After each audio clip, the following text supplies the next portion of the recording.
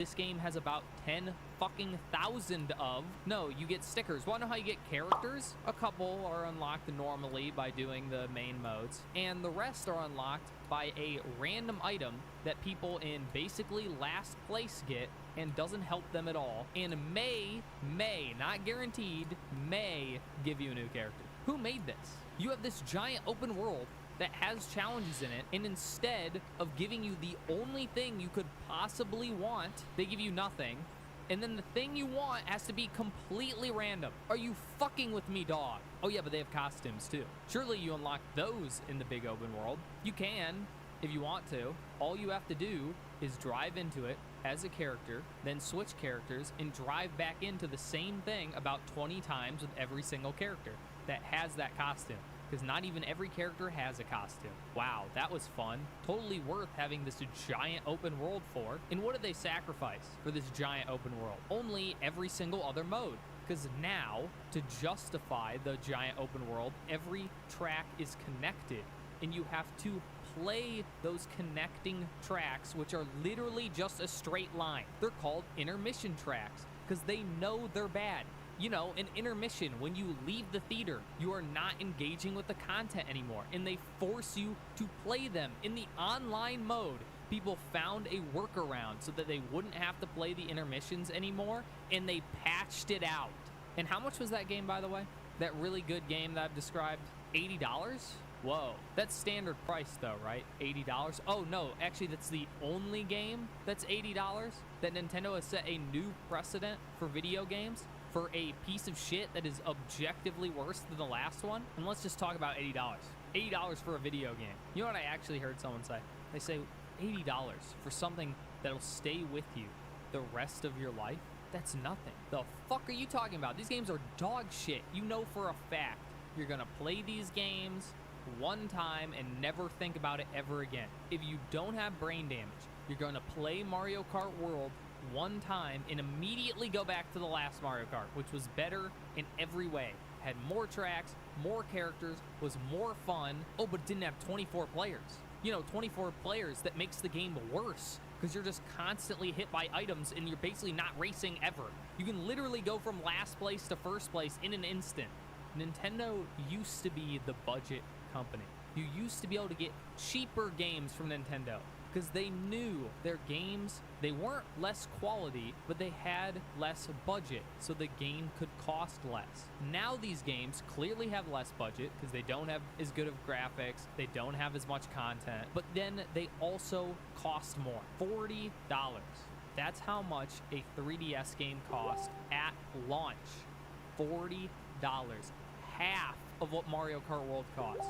A technically handheld game. Even if you want to compare it to Wii, a new Wii game, $50 for a game that is higher quality, more fun, will be remembered for longer, and $30 cheaper. And this wouldn't be so bad if Nintendo games ever got cheaper.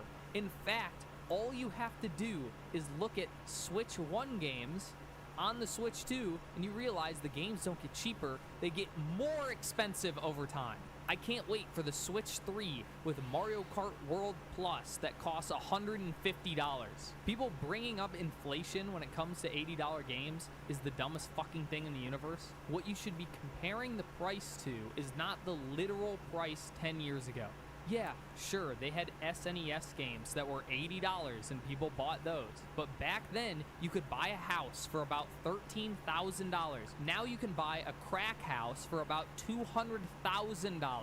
Normal people do not have the extra income they used to. That's the point. Leisure needs to cost less. And we know the games don't cost more to make because they look like shit. And they're all online anyway. It's not like they're making discs or cartridges, and if that really is why it needs to be so expensive, make digital games cheaper. Oh yeah, that's the best part of the Switch too. You know all those great games I was talking about? You don't really buy them anymore. That's the thing, you buy a cartridge and then there's no game on it. What's the point of that exactly? Well, it's so you can own nothing ever, and they can take anything they want from you whenever they want. Sounds like a real good deal for the consumer. Sounds like that console is worth $450. The idea of preservation for video games has long since been dead, but Nintendo was the last bastion of just regular ass video games. The other consoles have been doing this game download shit forever. But honestly, Nintendo has raised the bar, because at least those other companies, most of the games at least had some of it on the disc. This is literally just a key code. So good luck getting that shit when they shut the servers down, like Nintendo does with every single one of their consoles. You can always buy digital though, except those are game carts too now, which is somehow a benefit to the player, because now you can share your games online. Except you could always do that. You could always just log into your account on another Switch, something you can't do anymore. If you log into another account on a different Switch, you have to trade the key card over, because your fake cartridge is in the other console right now. It's not real. It's a fucking download. Compare this to like Steam family sharing, which already you could just log into your Steam account wherever you want and you get every single game that you have. But you could also just connect your account to anyone else, and now you share all your games. Sure, you can't play the same game at the same time, but that's literally the only limitation. Why this is all so disappointing is the Switch actually has competition now. What the Switch 2 is competing with is the Steam Deck, which is $50 cheaper and is infinitely more open. The Steam Deck, you can play whatever the fuck you want on it, including every single Nintendo game. The Switch 2, on the other hand, plays some Nintendo games horribly, and you have to pay monthly just to get access to them, and they'll maybe add some more sometime. It's just sad to see Nintendo get completely outclassed by someone who is just copying off of them. I mean, what innovative features does the Switch 2 have that the Steam Deck doesn't? Well, the Switch 2 lets you use the controller as a mouse. Compare that to the inferior Steam Deck, where you can connect a mouse to it, or a keyboard, or literally whatever you want, because it's your system. Normally, at this point, when you're talking about PC versus console, you'd start arguing about exclusives or price. But the Steam Deck is cheaper and has about 1,000 more exclusives than the Switch does. The Switch 2 is exclusively dog shit. You can have Mario Kart, but bad. Or you can have the manual, but expensive and bad. Earlier, I joked about a laptop being more useful than the Switch 2. The Steam Deck is that laptop. It's just a computer, and a computer is infinitely more useful than a dog shit console with no games, no flair, no Nintendo magic that has been featured in every other console they've made. I mean, fuck, dude, it even looks like a Steam Deck. It's entirely black. It has no color, nothing to stand out. Can literally see the wonder disappear. Oh, but the Steam Deck is hard. It's hard. It's just too hard to use. What, do you really expect people to be able to download an emulator? Are you insane? You could get a virus. People get what they deserve, because putting in even 1% more effort is not worth it. $80 games, people would spend $10,000 to not have to do something. I mean, what we're complaining about here is downloading a program. That's it. And assuming you're getting your ROMs like everyone else does, that's just one more download. So 2 downloads. 2 isn't worth it. That's too hard. They would rather pay a monthly fee for a shittier product, a more limited product. You see, that's why Nintendo will always win. It's not nostalgia. It's not man babies. It's not even your wife's boyfriend who buys the console for you. It's lazy people. Lazy people are what lets them win. They could charge $900,000 and lazy people would still pay for it. So let's talk about emulation on the Switch 2. So obviously you have everything that was already on Switch 1, which is a limited selection of N64, SNES, NES, GBA, some other shit maybe, I don't remember, that is objectively worse than just emulating it on your computer or the Steam Deck. And now we have GameCube.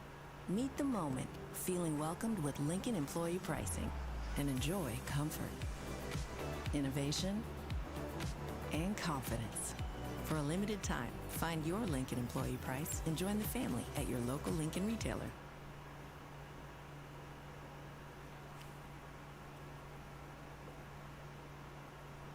on the Switch 2. You can't run GameCube games on a Switch 1. It couldn't handle it. It's too weak. We all know the GameCube was the most powerful console of all time, but the Switch 2 can handle it. And the emulation that you have to pay for an online service for is worse than you could download on your computer right now.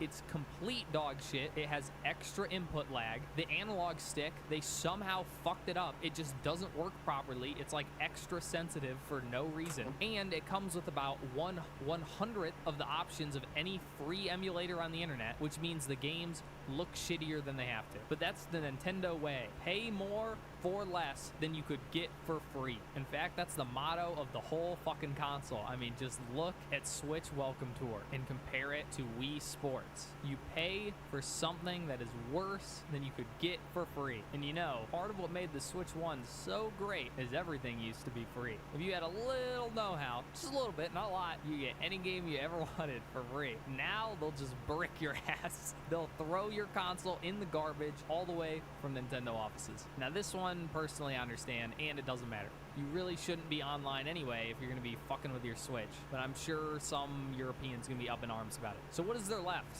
for the Switch 2 that makes it worth buying? Nothing that exists right now, but maybe the future. Then again, you could always just buy it in the future. I know, the crazy idea, but Donkey Kong's only a month away. What if all the Switch 2s are sold out by then? Is Donkey Kong worth it? Probably not. I mean, are you fucking with me, dog? What, have you listened to a word I said?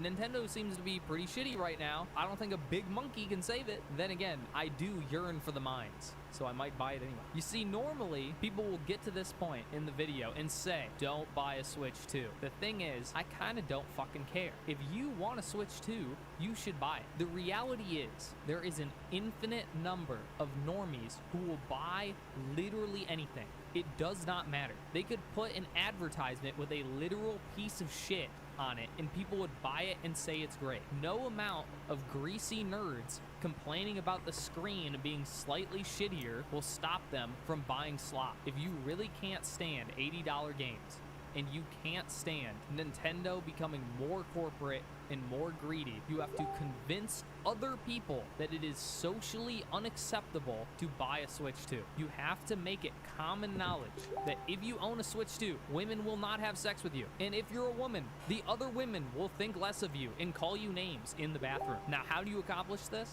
I have no idea. Maybe screaming really loudly on Twitter. Not that any of that matters. I'ma buy a Switch 2 because I'm a monkey man and I need to be in those minds. And you'll say to me, Frogmire, you are the problem. It's you that's doing this. You're the reason games cost $80.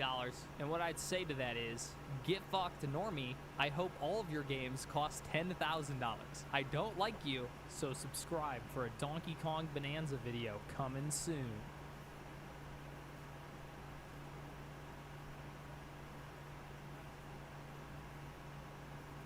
The most hated game dev.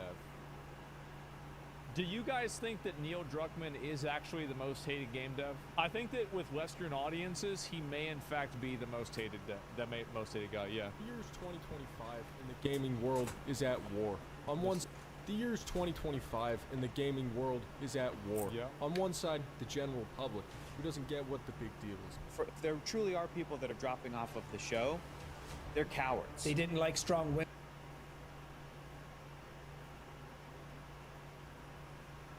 They're afraid of a TV show? So let me get this. They're afraid of a TV show. I mean, they don't like a lesbian. And on the other side, gamers. Well, the attacks on gamers are just beginning. The wokest episode in television history. At the center stands Neil Druckmann. And all I'll say is at the end of the day, you're way less important. And some of you are not important at all. It's laughable. We send it to each other as jokes some of the time. The beta male, the male feminist. A once universally respected visionary, now the most divisive figure in gaming. This is hilarious. I saw this on Reddit. I'm gonna kill your kid in front of you. What? How vile. Turning a game studio known for only making classics into one that only makes remasters and news headlines. This to me does feel actually disrespectful, and I mean that legitimately. And to think that it all started with an idea he had in college. It's 2004, and Neil needs to pitch a zombie game to the father of zombie movies, George Romero. We had a school project where we had to pitch game ideas to George Romero. So the idea was for this kind of story. His idea is about a cop protecting a young girl. In the game, the player switches between the two characters to force I think empathy. I heard of this. I pitched it to George, and he hated it. So I just sat on it. After getting a job as a programmer at the game studio Naughty Dog, he continues to work on these ideas in the background, until Naughty Dog promotes Neil, along with Uncharted 2 director Bruce Straley, to direct a new project. Our task was to reboot Jak and Daxter. We started to realize Wait, that never happened though, right? I don't remember that ever happening. that it was not going to do justice to the franchise that the fans had fallen in love with. It would be shifting it so far in a new direction. I'm like, well, I have this thing I've been working on. What if we try to do this? Eventually, this turns into a game based on his zombie idea. The old cop becomes a smuggler named Joel, who's tasked with escorting a girl that's immune to the virus named Ellie across the country to people that are working on a cure. Some of Neil's other pitches include Joel being a hardened criminal seeking redemption, a virus that only infects women. And you found the one... They already have that. It's called feminism. ...girl that it didn't infect, and that was Ellie. And the reason it failed is because it was a misogynistic idea. A revenge plot where Joel's old partner Tess hunts him across the country, and a climactic scene where Ellie comes in and saves Joel from being murdered by Tess. What the game's fuck? director, Bruce Straley, rejects the revenge elements. Quote, revenge just wasn't a strong enough motivation for someone to travel all the way across an apocalyptic country for an entire year. At the time, Neil agrees. I'm pretty dark. I wanted to kill Elena in Uncharted 2. Bruce is the one that would balance me and push for more levity. The partnership works. It's a delicate tug of war, but the end result is lightning in a bottle. People are constantly critiquing each other, and that's the culture we try to cultivate here at Naughty Dog, because it helps make the game better, even if sometimes it can be frustrating and hurt your ego, but at the end of the day, it's all about the game. The game launches in June 2013, and both critics I and feel like everybody, like this game, in my opinion, has done irreparable damage to gaming, because ever since The Last of Us came out, everybody has wanted to make video games into movies. Like, I really don't like that. I think it's shifted the way that, because I see there's so many games that are like this now. And yeah, it's the first movie game, yeah. Like a Kojima, yeah, no, but like, I mean, I'm not saying all of them are bad. Like, some of them are good. I mean, I heard The Last of Us Part 1 was good. But I think that a lot of people have tried to copy this because I think that people always try to emulate Hollywood because they want to be Hollywood, which I think it's a bad idea. Here's our floor. Making this the 4th game ever to earn my highest rating. The gameplay is pretty similar to their Uncharted games. It's like a movie. Actually, my involvement is nothing. But the story? That's the problem. Is universally praised as a step forward for video games. Sarah's dead. Don't do that. The zombie win. By the end of the game, players are empathizing so hard, to the point of it almost feeling traumatic. Could you put your life on the line for me? Could you be the last of us? And the ambiguous ending sparks countless debates online. And so we don't want to come out and say this is what we intend, or this is definitely the answer, because it is open. Suddenly, Neil gets universally praised as a storytelling genius. It sticks in your mind even deeper on one level than a great work of literature or a cinematic masterpiece to some extent. But their success comes with consequences. In 2014, right in the middle of production on Uncharted 4, Amy Hennig, one of the key creative forces behind Uncharted, leaves Naughty Dog under controversial circumstances. It was very upsetting. Amy had been replaced. I don't know whether this is public knowledge or not, but that was not her choice. It was the company's choice. At the same time, Neil gets promoted to fill Amy's spot and reworks everything. Is it tough for you to go into the set and work with Neil Druckmann, or you just have to be professional and try and leave your opinions and resentments outside? Yeah. Isn't it crazy how like people can work with other people that they disagree with without completely crashing out? Like, and it's like most older people know that, but it's been lost on younger people. Yeah. The development crunch is so brutal that nearly 70% of designers quit after shipping due to creative burnout. Oh my God. Among them, Bruce Straley, Neil's creative partner and Damn. filter for his darker impulses, is gone. As Neil rises in the ranks, he grows more comfortable with confrontation. After getting some backlash for including LGBT content in The Last of Us DLC, he takes to Twitter. For each one of these bigoted and sad posts, I get thousands of positive ones from amazing fans. Some might say arguing on the internet is unprofessional, and it could leave you vulnerable to having your personal information stolen. I think that in general, if you try to push out a narrative like this and you try and do something like that, that's fine. But I think that a lot of people get frustrated by it whenever it's not really done in the main story and then you add it in afterwards in order to get like virtue signal points. Kind of like what happened with Dumbledore. That's why you should be using Surfshark, the sponsor of this video. It keeps your online data safe and private by encrypting your internet activity. Whether you're at home or using public Wi-Fi, Surfshark prevents your personal information from falling into the wrong hands. It also allows you to bypass geo-restrictions and censorship, so that you can access movies, TV, and websites that might normally be blocked in your country.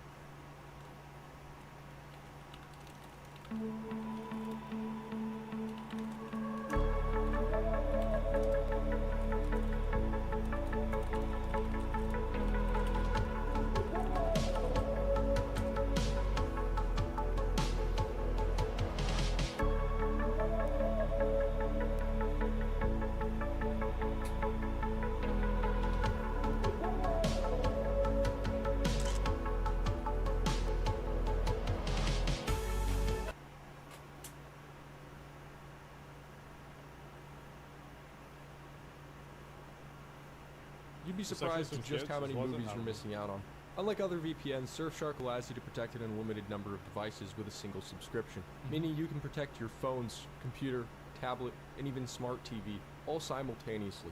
Surfshark also has a bunch of other helpful It's crazy how many VPNs there are. Like, I don't know how they all make money. Tools like Surfshark Alert, which notifies you immediately if your email, passwords, or credit card information ever appear in a data breach, so you can sleep peacefully. A lot. Visit surfshark.com/SirW or enter promo code SirW for 4 months free. Surfshark also offers a 30-day money-back guarantee, so there's no risk in trying it out today. By doing so, you're also helping me make more videos. While arguing with fans might take a toll on Neil, it doesn't affect his standing at Naughty Dog. In fact, in 2017, he's promoted to vice president of the company. Now he has full creative control and a fresh team of developers. It's time to get honest. The writer's responsibility. You have no social responsibilities when you're writing. The only thing you have a responsibility is to tell the truth. Just in time to start working on their next big project, The Last of Us. Part 2. Part 2. Oh! The whole world applauds.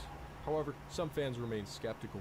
Did they even need to make a second game? Wasn't the ambiguous ending part of the point? And so we don't want to come out and say it's, oh, this is what we intend, or this is definitely the answer, because it is open. I know there's a lot of people that feel this trepidation about revisiting what that ending means. No one loves these characters more than we do, and we would not do this if we didn't feel like we had the right idea. Right off the bat, it's clear this is a Neil game. All of Neil's rejected ideas for the first game are back. The revenge plot, the switching between characters mechanic, and his idea to kill a main character from Uncharted 2. The extreme crunch is also... So let me get this straight.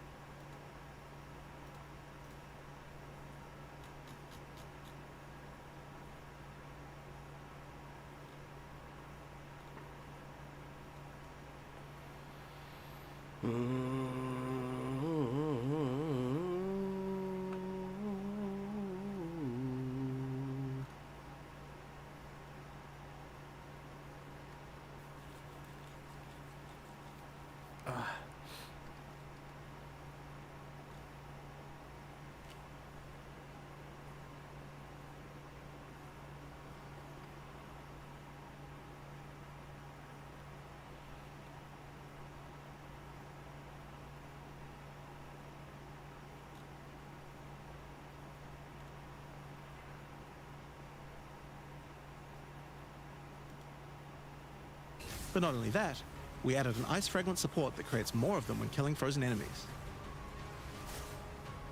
And a new buff skill called Ice-Tipped Arrows that allows all your arrows to create ice fragments. This already gives clear to rangers wanting to use ice, but to take further advantage of the ice fragments, Freezing Salvo has been upgraded to shoot additional cold arrows towards every fragment, giving you a nuke-like ability. We've also modified Snipe to consume frozen from enemies, dealing a huge amount more damage, giving you a nice ice single target option. And something you might notice about this is that the bonus is a lot higher against bosses. This is actually a change you'll see throughout the entire game. Since it's a lot harder to freeze a boss, you should get a bigger reward for it. Another theme you'll see throughout the game is making movement feel better. Toxic Growth is a skill that was pretty cool, but a bit annoying to use with the jump that it had. Now Toxic Growth is a rain skill, so you can spam it more easily.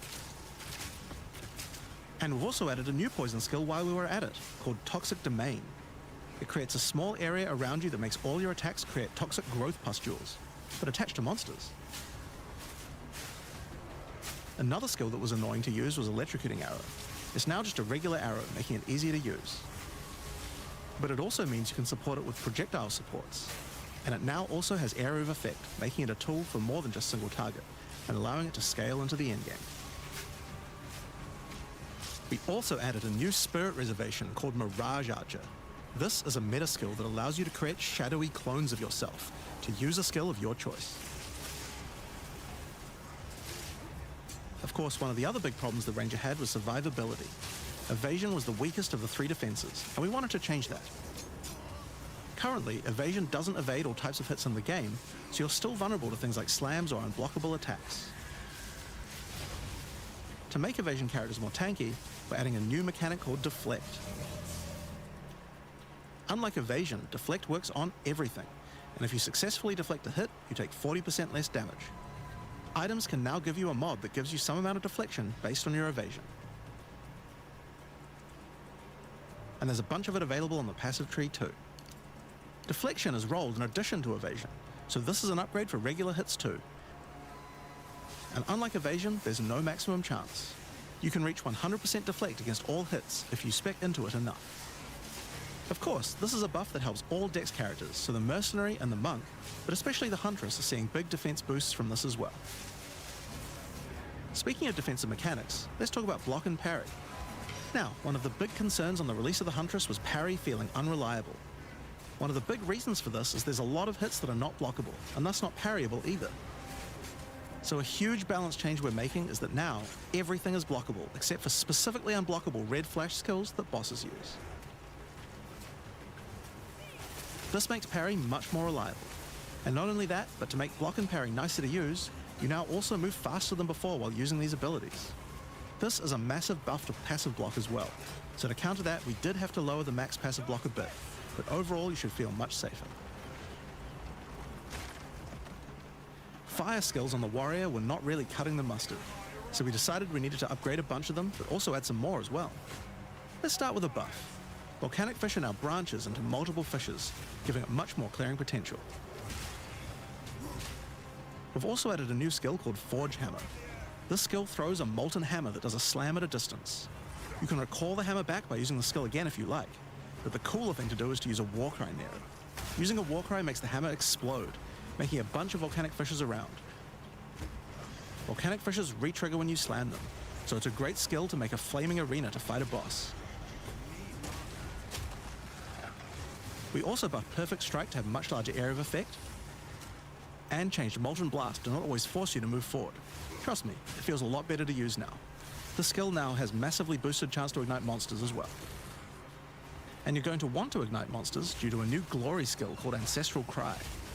Ancestral Cry charges up with glory by igniting monsters, invoking King Kaum's favor. After you do, use it to channel Kaum's ancestral power. Every attack will be ancestrally boosted with fire. Your very steps will explode, triggering volcanic fissures, and molten balls will erupt from your attacks. Warrior shield skills were another area we wanted to improve. Now that we've got sprint, we actually don't need to have a cooldown on shield charge anymore. It now also does more damage the further away you are when you use it. Shield wall got significantly upgraded AoE. Also, you can shield charge right through it to trigger all the walls. We also added a new shield war cry. Fortifying Cry gives you a defensive buff, but it also builds up charge on your shield that empowers your other shield skills. And Magma Barrier now doesn't require timing in order to use. Just wait for your shield to charge up and block. Seismic Cry now stuns enemies that are primed for stun. And we changed the Sunder interaction with Armor Break. It now also gives a Sundered Armor debuff that makes enemies take 40% extra physical damage. Great for bosses. Ancestral Warrior Totem's undergone some pretty significant changes too. We wanted the skill to feel more like using an ultimate. That summoning an ancestor to fight for you was a big deal. So we've changed this totem to require 3 endurance charges to summon, and massively buffed its damage. It also now scales your weapon damage too. Since there's no limit anymore, if you build around generating endurance charges, you can summon an entire forest of totems. In order to make that easier, we added some new sources of endurance charges. There's now a support to make Perfect Strike generate charges, and a support for generating endurance charges from heavy stuns as well. Speaking of totems, we wanted to upgrade the Warbringer. Among the other changes we've made to this class, Answered Call now gives an extra totem, and the spirits have just been generally buffed in many ways. Use it with your limitless ancestral warrior forest to make an army of Karui that would make Tukohama proud. We've also merged the Great Wolf Howl and Warcaller's Bellow support, so that you can get all the benefits with 1 point. And Encased in Jade no longer removes the Jade when getting hit, making it a much better defense. Next up, let's talk about accuracy. Accuracy was always intended to be something that warriors didn't need to care about very much so long as they're in close combat. But unfortunately, that's not currently the case. This was particularly annoying with skills like Bone Shatter, which you certainly don't want to mess with. So we significantly buffed your chance to hit at close ranges when you don't have much accuracy. Warriors shouldn't require any accuracy investment in order to hit with close range attacks now. We also wanted to improve armor. Now, one of the major weaknesses of armor is the inability to defend against elemental damage.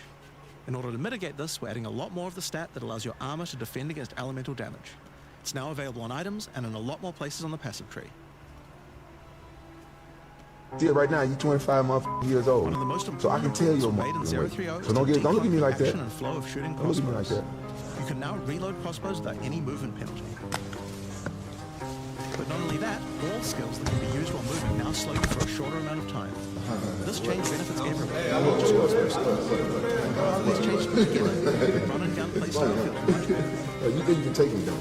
It's hard to explain how all these changes Look where I'm at. Mercenary is also a good chance to talk about how we're rebalancing to make comboing skills much better. Take Shock, for example. It buffs damage in the last 4 seconds right now, but that isn't really giving you enough time to take advantage of it. If you're going to add a lightning skill to yeah, you're gonna take that to make mechanics like this much better. Yeah, forward big. Increase shock duration on monsters. See it right now, to you're last 8 25 years old. See it right now, you're 25 years old. So I can tell you're Now increase the damage So bonus don't by look at me a like lot. that. Don't look at me like that. You'll find changes like this all around the game. Chill now lasts 8 seconds, giving you more of a reason to weave in cold damage. Freezing skills are better at freezing. Burning skills need to cause burns that last longer. But making skills like Permafrost Bolts and Incendiary Shot double down on how they're supposed to be used, it makes using them in your build alongside other skills much more likely.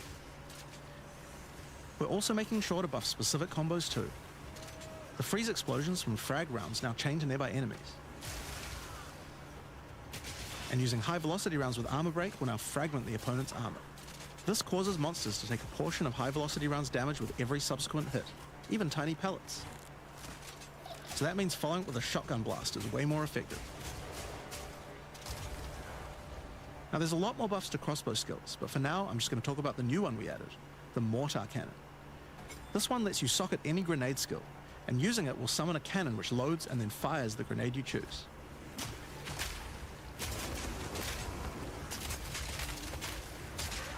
Another issue on the Mercenary were banners. They were just not very good, so we're doing a big upgrade to them. They now last longer, don't disappear when moving out of them, and we removed the Valor mechanic. They now just give a much more consistent and stronger buff, and you can use them when you get enough glory. On Witch, one of the main focuses was making various minion types more useful to use together. Melee minions in particular were just not that great compared to ranged ones. As a starting point, we just straight up removed the requirement for minions to have accuracy. Attack minions now always hit, which makes them way better. Brutes got some good numeric buffs, but we also added a new command skill where they do a war cry that intimidates enemies and detonates any frozen monsters and allies around you in a big cold explosion. We've also changed the Frost Mage's command skill to an ability that adds ice armor to your other minions, adding a layer of defense. And it makes them deal cold damage back to the attacker as well. The ice armor also makes the minion count as frozen, so the Brute's Warcry can detonate them too. Unearth was changed to work on corpses of your dead skeletons, allowing you to summon the minions more easily in boss fights. And they also got a new jump ability, allowing them to get into combat faster. Ray's Spectre was also feeling pretty weak for the spirit cost they have. To be honest, we were a little afraid of these when we first balanced them. We've both decreased the spirit cost for a large range of monsters, and we've significantly increased Spectre damage too. They should feel a lot more impactful. There's also a lot of new spellcaster weapons with newer cult skills, but I'll just talk about one of them that I thought was particularly cool. The Reaping Staff is actually a wicked scythe that gives you a new ability called Reap. When an enemy is low in life, you can dash forward and rake enemies with the scythe to cull them instantly, healing you. It can also inflict critical weakness on enemies too. Now, there's a lot of balance changes in the Witch's Ascendancy classes, but I'll just talk about two of them for now. On the Blood Mage, you were previously required to spend your first points on Sangomancy, which really was supposed to be the downside for being able to access the powerful abilities on the rest of the class. In order to make picking the Blood Mage a better early option, we've made Sangomancy free, unlocking the power of the rest of the class immediately. On the Infernalist, the Demon form wasn't something people were really using because you lost your weapon stats while transformed. Well, you no longer do, so it's a much better option now. On the Monk, the Wind skills needed a big upgrade for sure. Staggering Palm can now stack up its duration if you use the skill multiple times in a row, so you can keep the effect of all your skills throwing up wind much more easily. Wind Blast had the purpose of building up to dazing an enemy, but dazing just wasn't worth all that effort. Now it just dazes on hit, meaning a single Wind Blast will make all your skills stun enemies more easily. Following up with Vaulting Impact on a dazed enemy previously did a bunch of stun.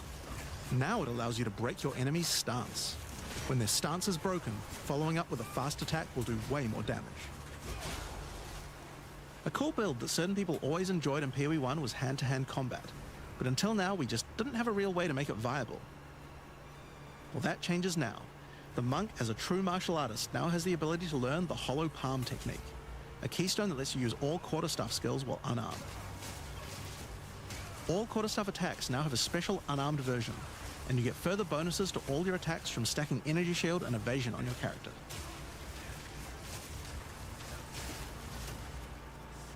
A new keystone we also added to the Monk section of the tree is Walker of the Wilds. This changes Mana Leech to work with elemental damage instead of physical, which is pretty useful for all those elemental attacks the Monk has, but it works well for the Ranger too. Now, one of the least used Ascendancy classes in the game is the Acolyte of Chayula, so we knew we needed to make some changes here. One of the key things we had to do was make the chaos damage that the Acolyte can do much more useful. So we've added a new skill, allowing chaos damage to ignite, shock, chill, and freeze, embracing the elemental prowess of the Monk in a truly chaotic fashion. In addition, he can make all of his chaos damage leech. And we've buffed Into the Breach and Embraced the Darkness by moving the effects of the 4-point nodes into the base skills. He also gains a new notable, Grasp of the Void, which leaves void illusions behind you as you dodge roll. If they're killed, they do massive explosions of darkness, dealing damage to everything in sight. Now let's talk about Sorceress skills. One of the things we wanted to improve on the Sorc is the ability to use multiple elements together more effectively. Now, this might seem small, but one of the things pushing you towards using a single element is debuffs like elemental curses, which lower resistances of a single element. In order to fix that, we're making quite a lot of game-wide changes to these kinds of mechanics to broaden what they apply to. So for example, there's no longer 3 curses for fire, ice, and lightning. Instead, there's just a single curse that buffs all 3 at the same time. And things like Frost Bomb, which gave you cold exposure, now give elemental exposure. You can use it to buff any of your other skills. We also wanted to make switching between different weapon sets smoother, so you can use different elemental staves more effectively. Crazy. Absolutely knocking farts, mate.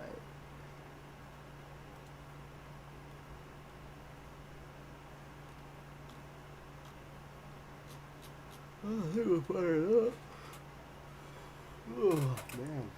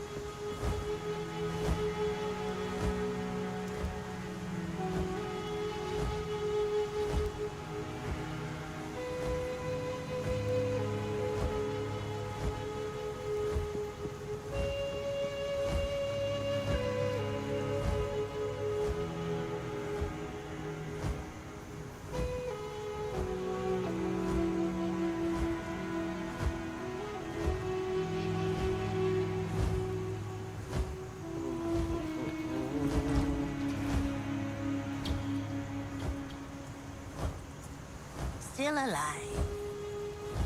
Take your time. Don't eat anything colorful.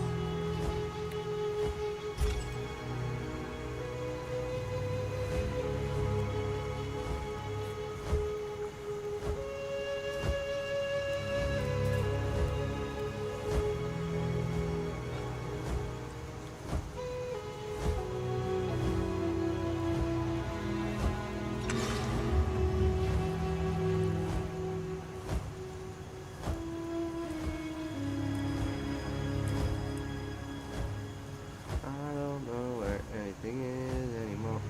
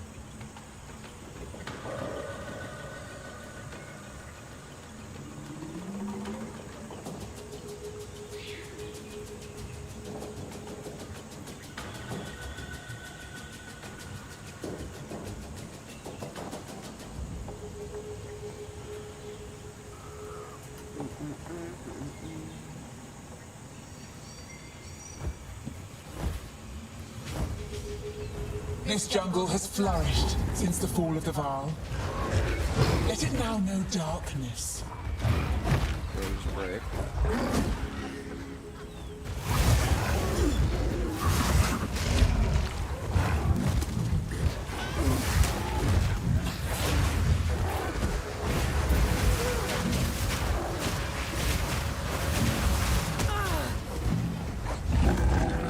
Death and decay.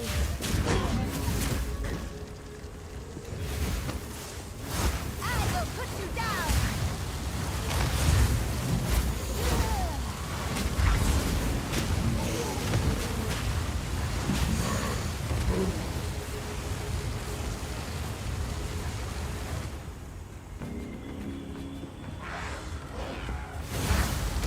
Burn up! Burn on!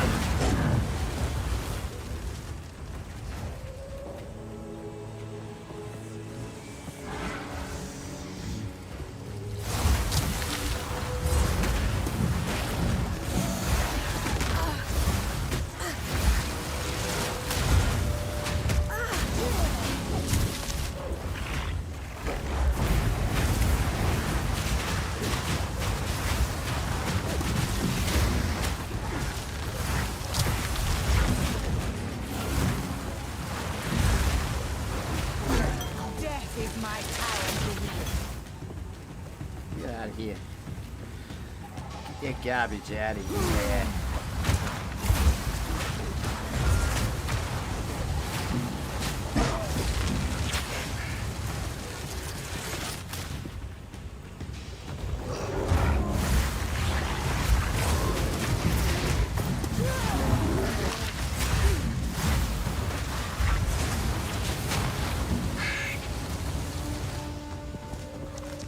Barbecue ate for dinner.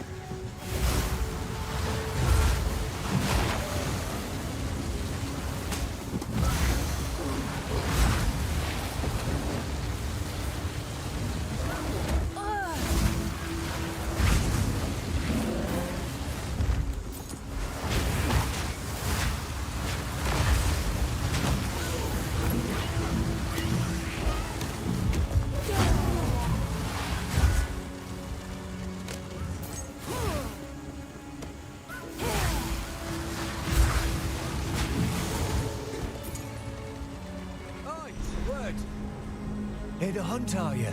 See that there? Don't worry. Hit me. Ready? Go on then. Try and keep up. Don't lose sight of it.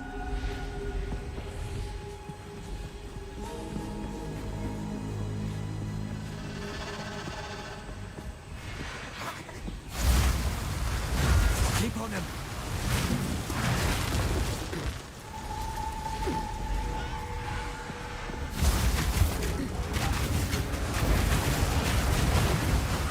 Putrefy.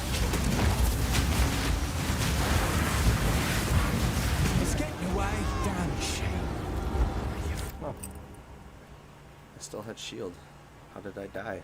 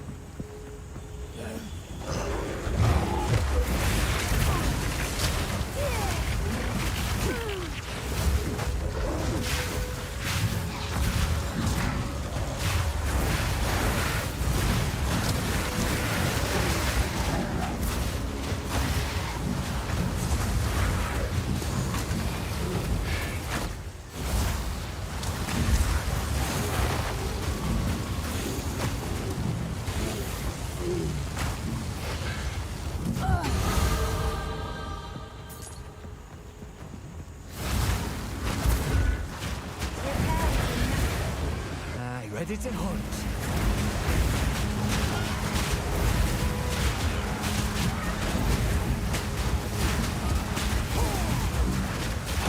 Try and keep up. Don't lose sight of it. Let's get a move on or else.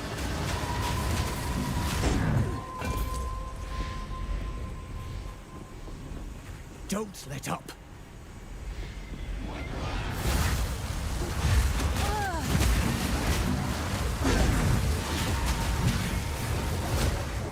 Don't let it escape. Keep on him. Sharp. That beast is marked. Spirits will be done.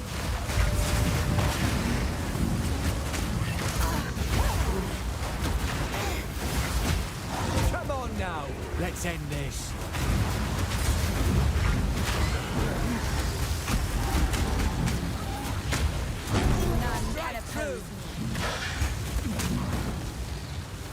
That were a good hunt.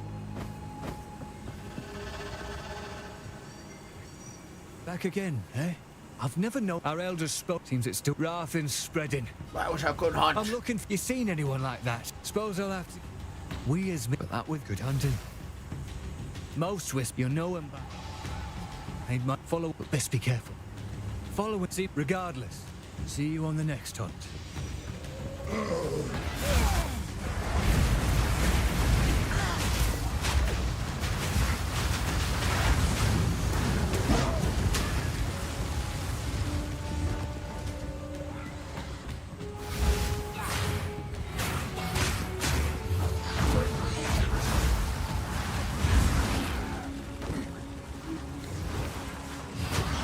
Putrefy.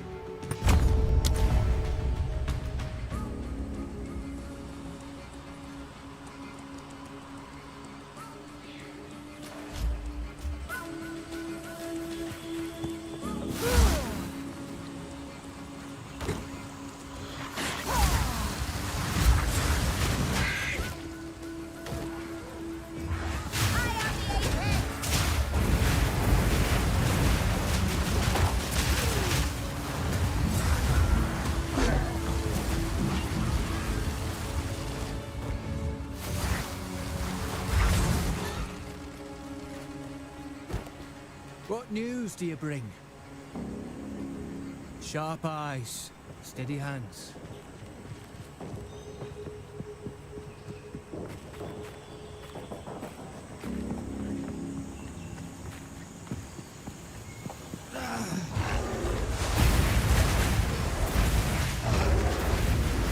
Putrefy.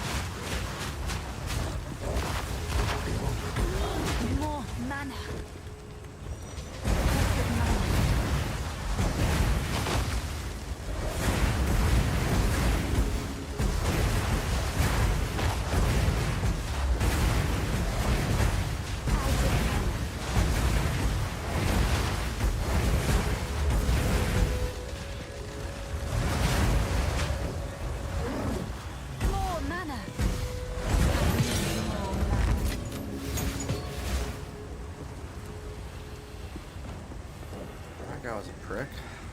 Mana drain sucks, yo.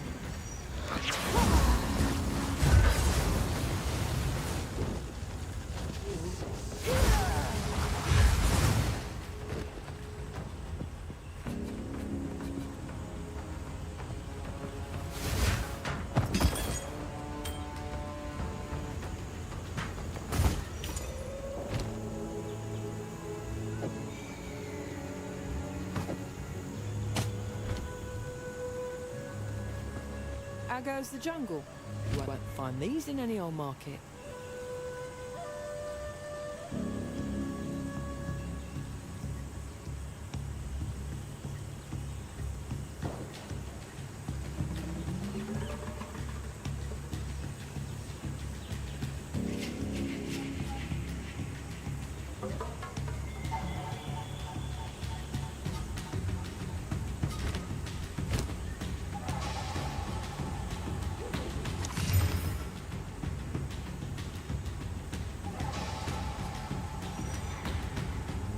Intrepid explorer. Another day, another... I'll take that.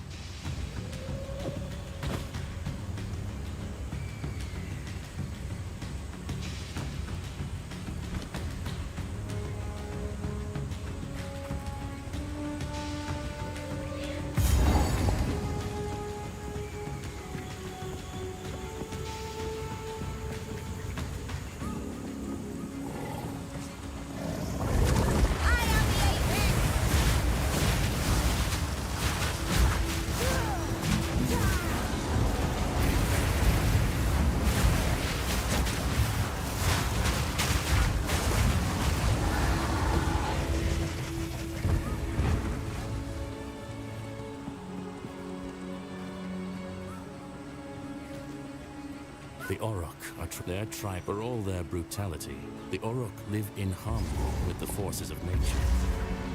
And perhaps they have no choice. But I wonder if we are the fools for believing we've transcended it. Better to live with nature than to die defying it.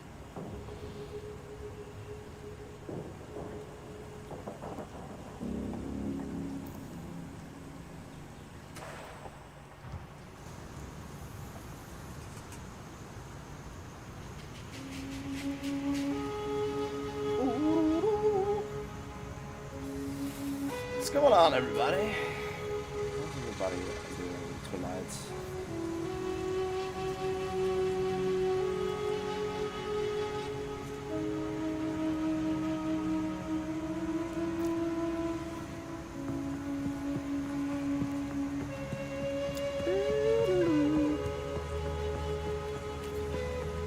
We've been evil in the shadows, man. It was one day.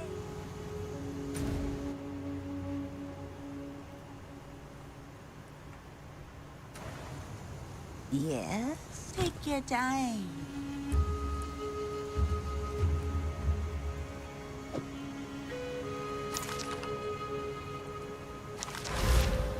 Ah, it's a deal.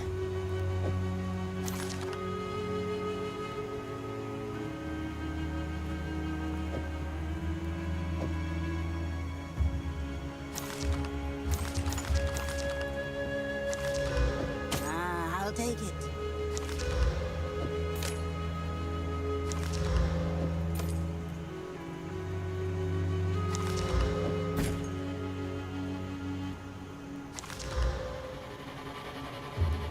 Terrible. Try to make that into something good, actually.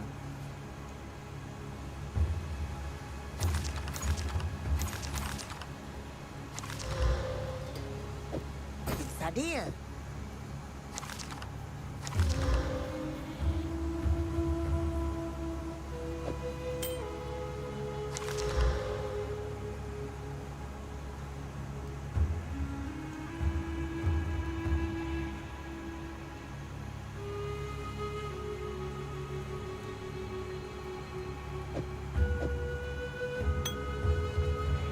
It's a deal.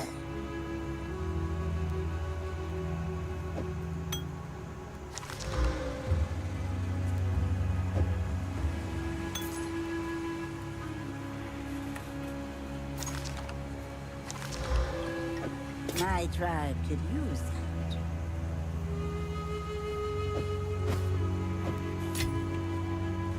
Don't drink the water.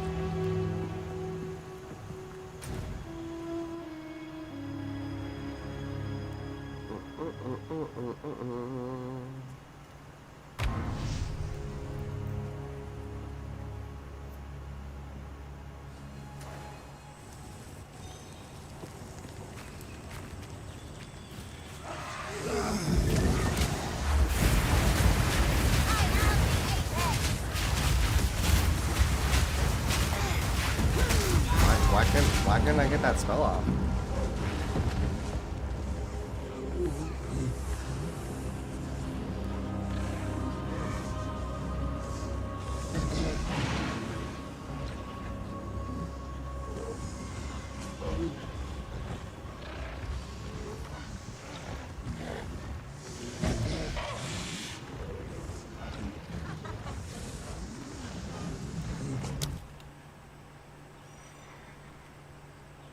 Something in my eye.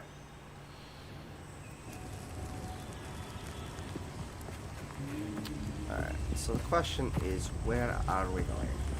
That is the question. Oh, what the...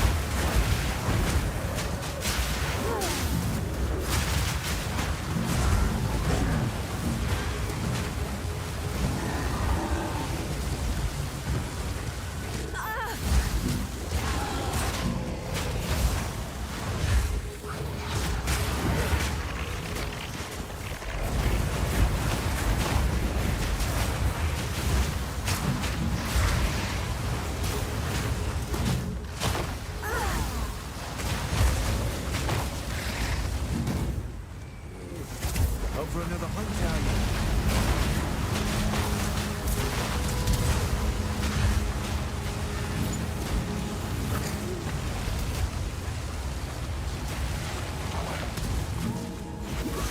None can oppose me.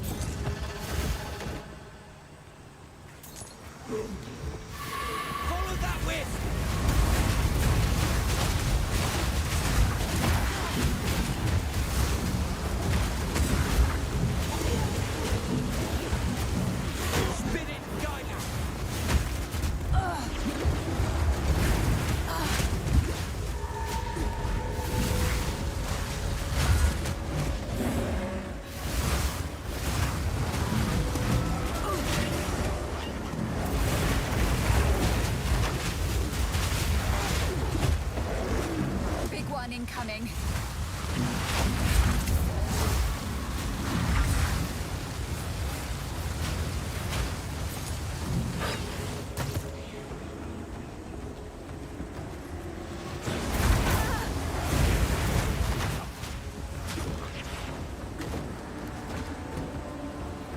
never. Push on.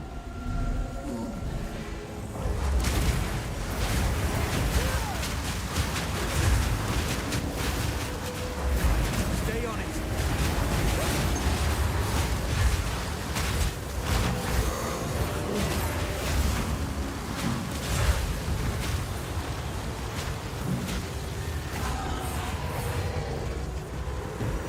Gotta pick up the pace. Don't lose him now. Strength is clearing. It's getting stronger. We're wearing it down. Don't let up. Venom!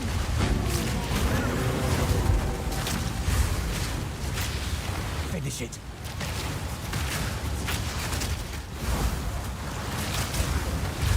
This might sting a little.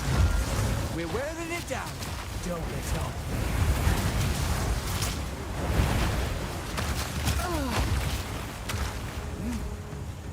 Strike through. Hold still now.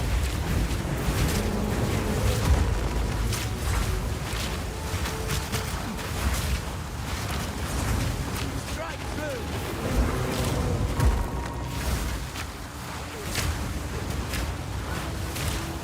Don't give it a chance to recover. Death and decay. The rot will consume you. Strike before it slips away.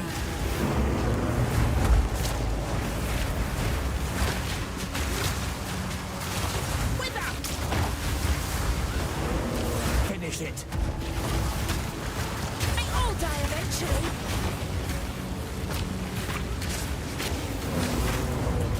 Spirits will be done.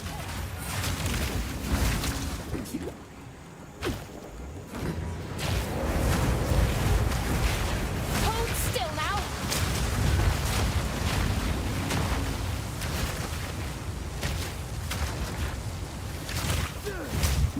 Almost there. Don't give up now. A single drop is all it takes.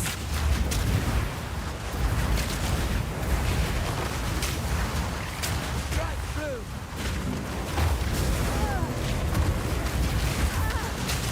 This might sting a Before little. it slips away. Don't lose focus. Venom!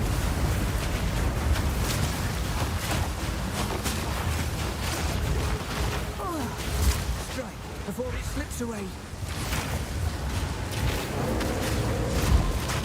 Venom! Don't lose focus.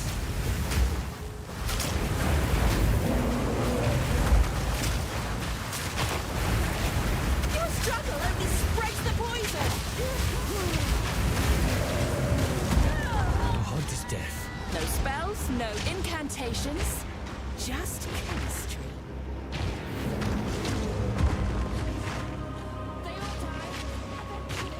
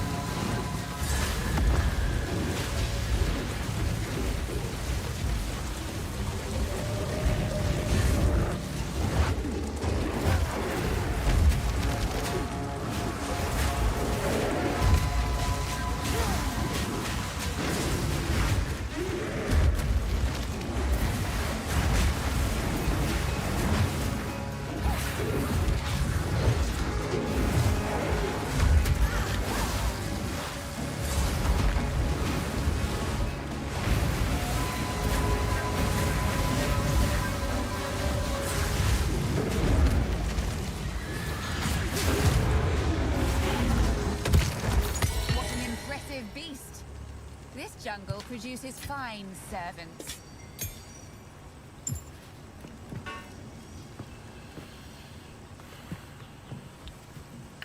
Big.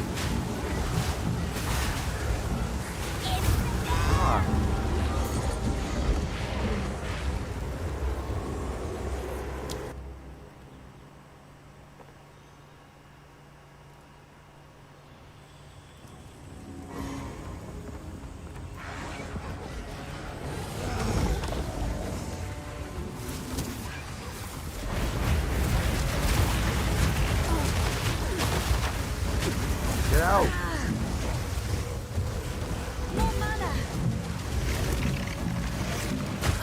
This fucking guy, no. I am not fighting that thing.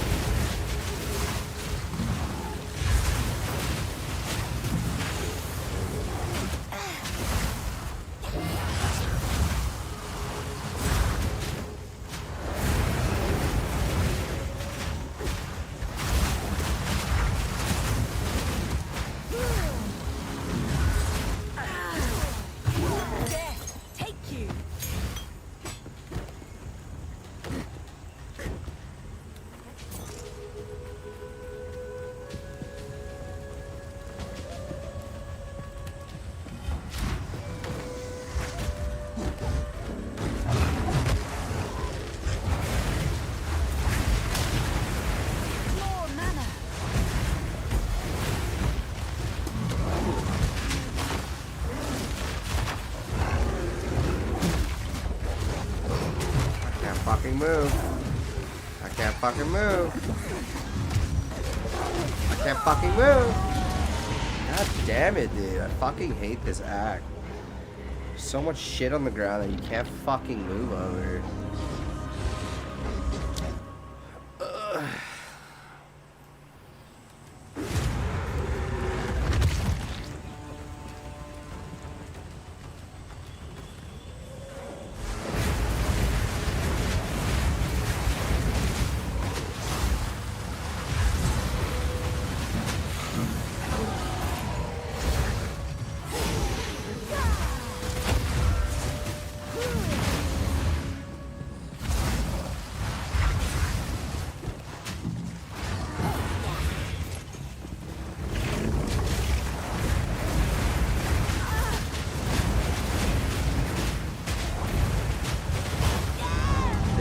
Soul-sucking fucking vermins.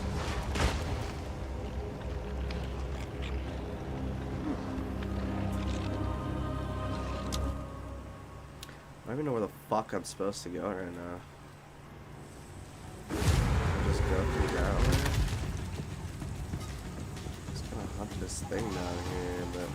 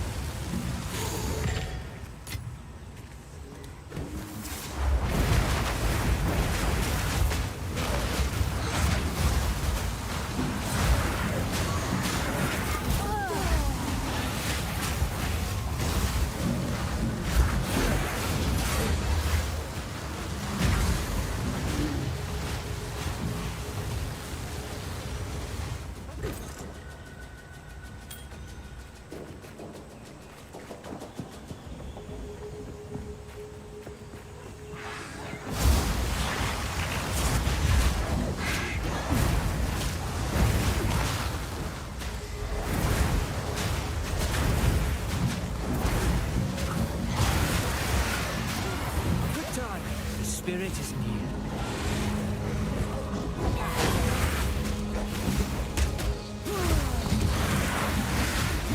Damn it, you're fucking stuck in those motherfuckers and you can't move.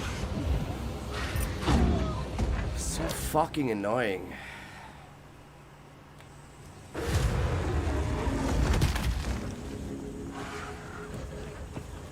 Just wanna find that hunt again. Where'd it go?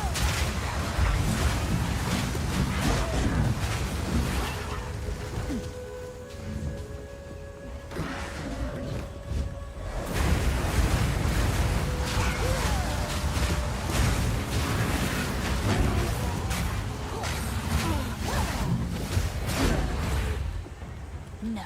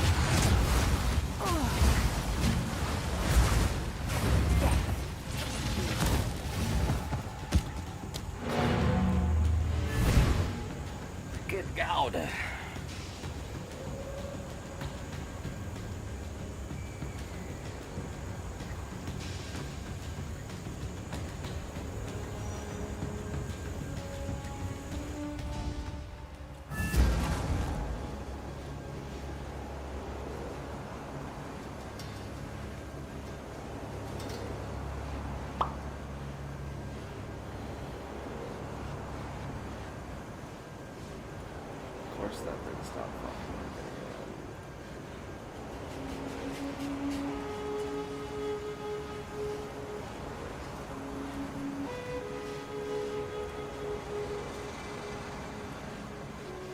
Weird.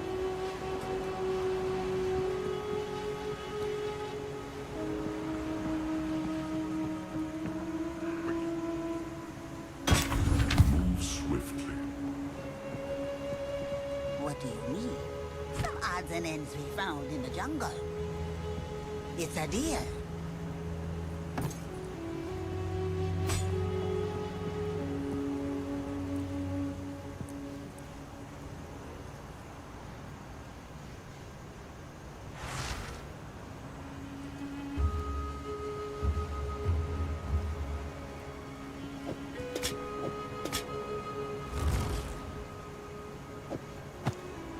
I'll take it.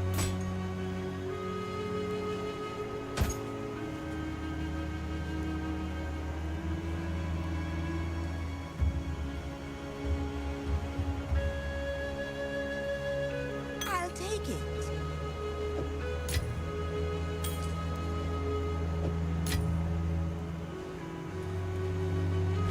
Be wary.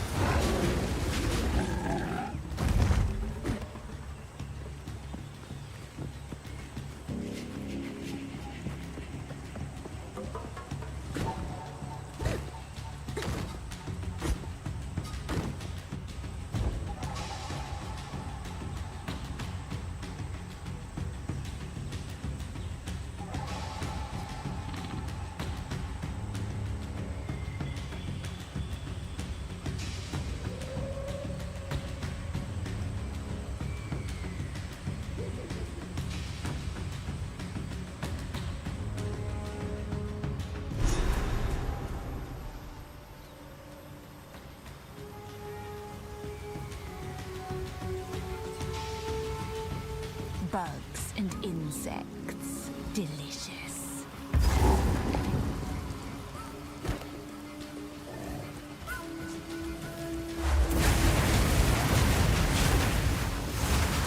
I will put you down!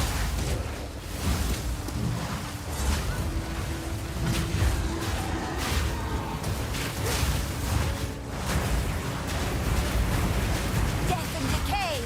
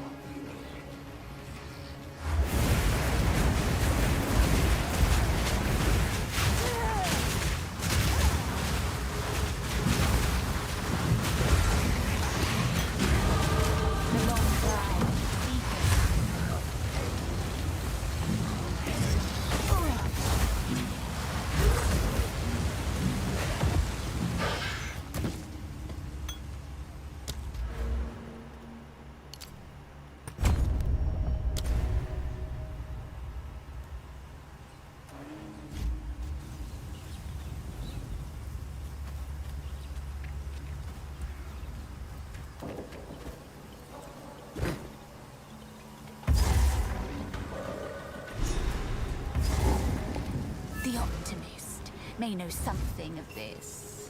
The Val used... I've never seen an eye. Death. There's no way to know. These... That really... From... Until next time.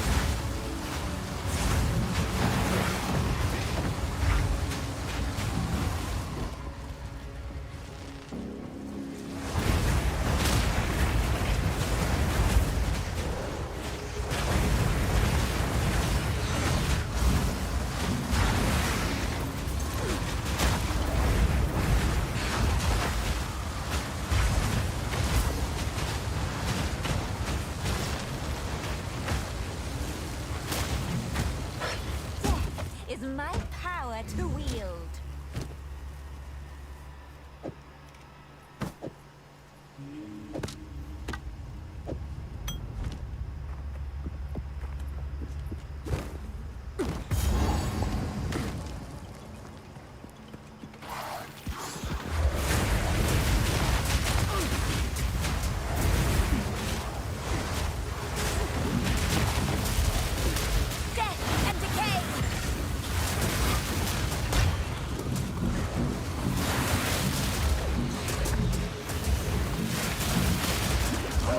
Fuck you get out of that shit. Like they just pin you so you can't move. Like what are you supposed to fucking do?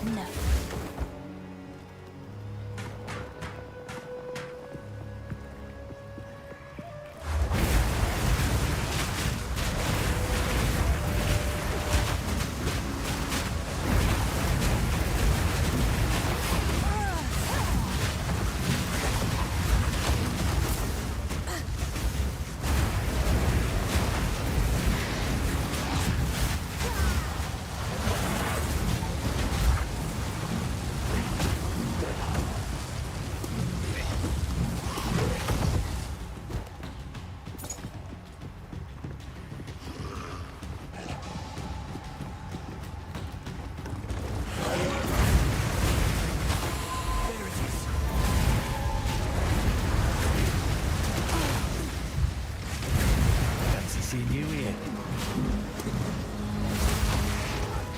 Putrefied!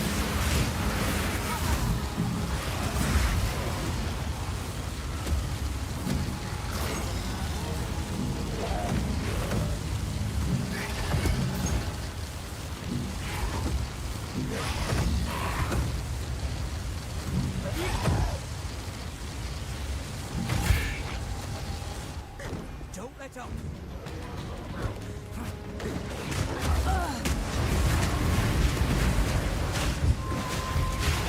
Damn shame. You fought well.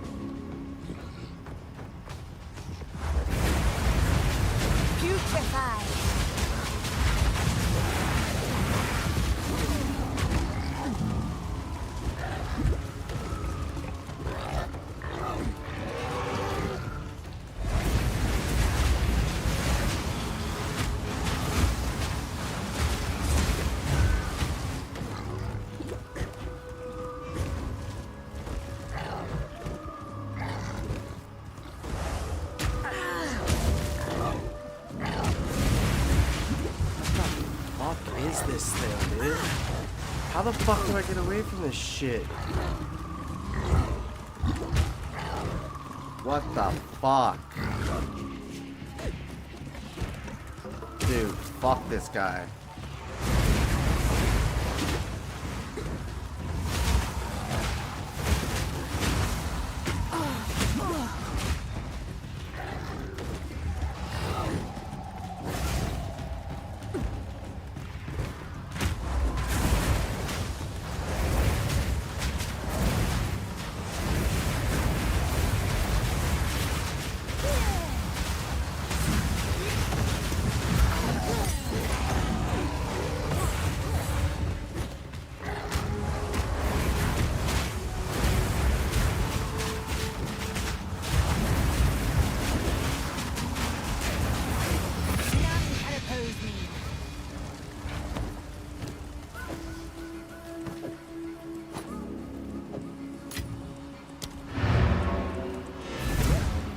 was a dickhead, dude.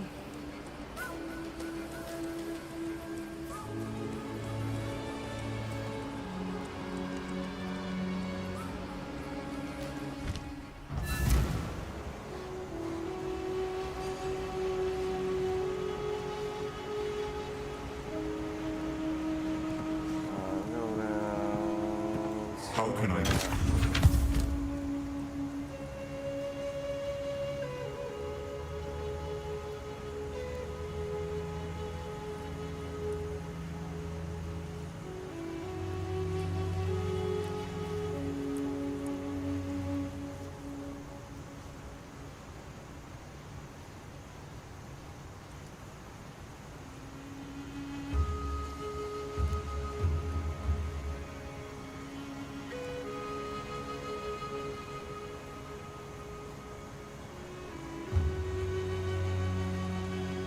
Time is short. Make haste. Ah, my tribe has spoken. Some odds and ends we found in my tribe could use that.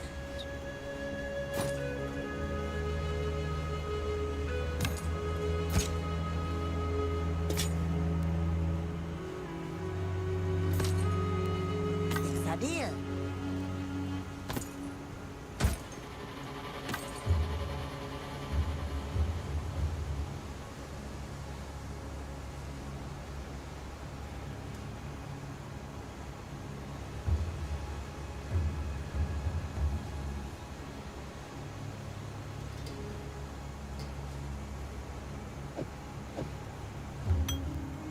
I'll take it.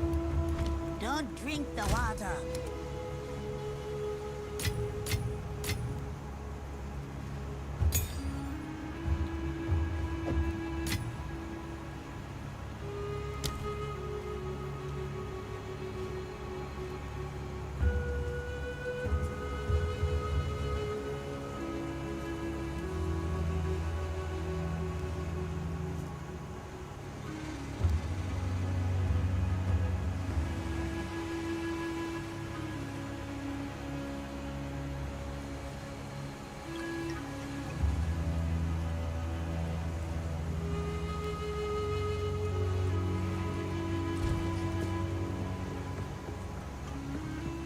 Oh, our local temple.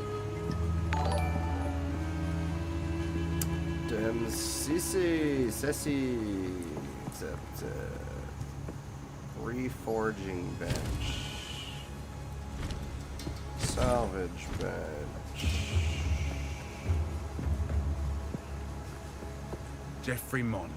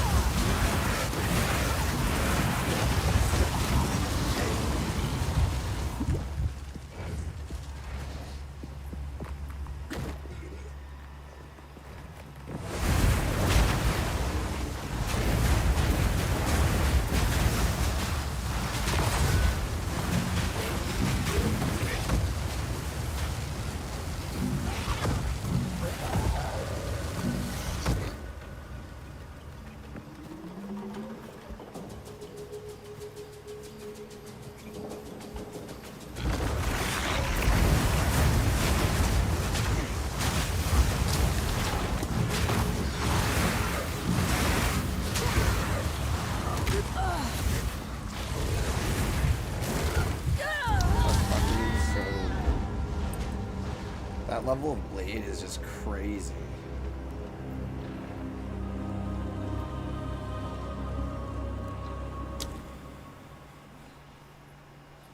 Just fucking nuts.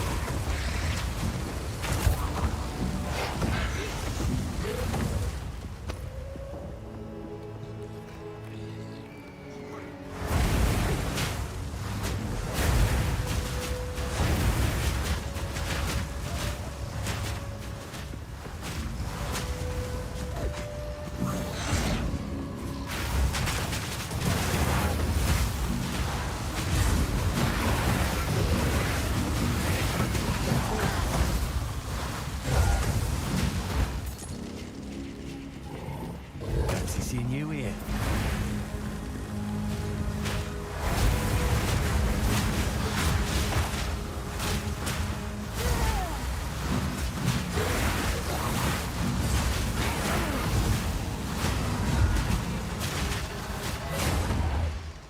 My spear is yours. It moves!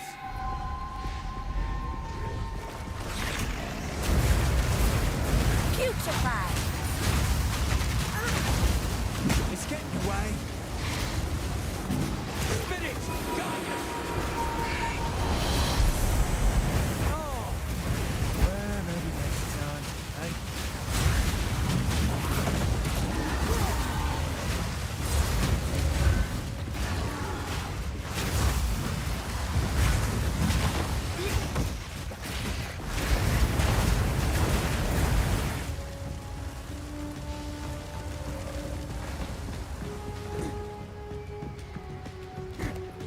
Up for another hunt. I've never known the spirit to manifest. Our elders spoke. Seems it's Grafin.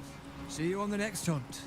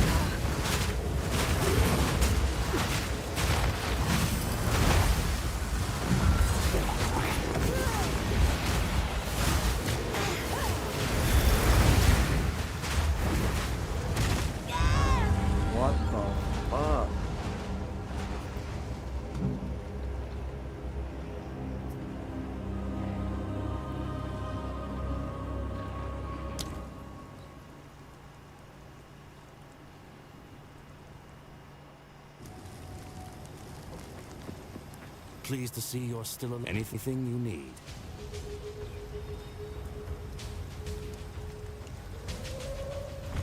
May fortune favor you.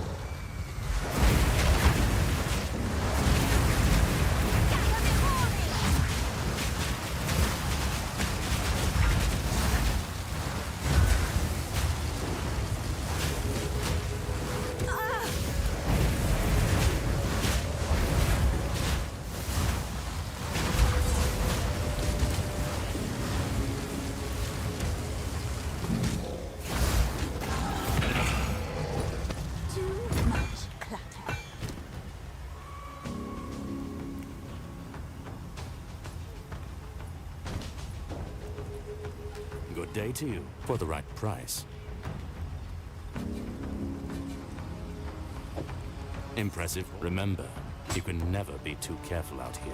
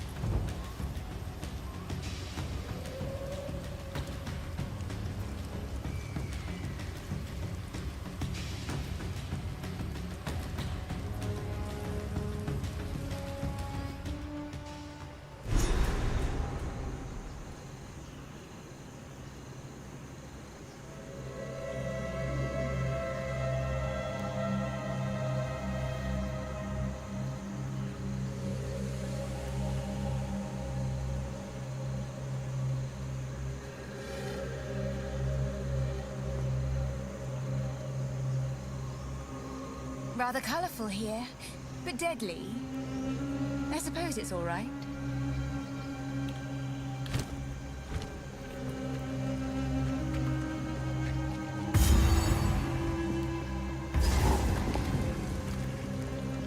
Ugh, vile flower. Death and decay.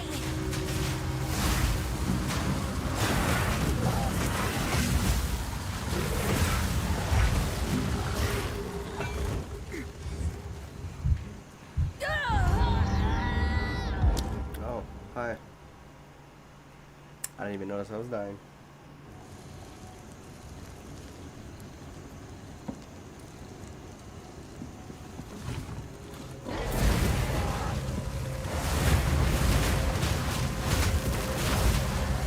What is with these doors?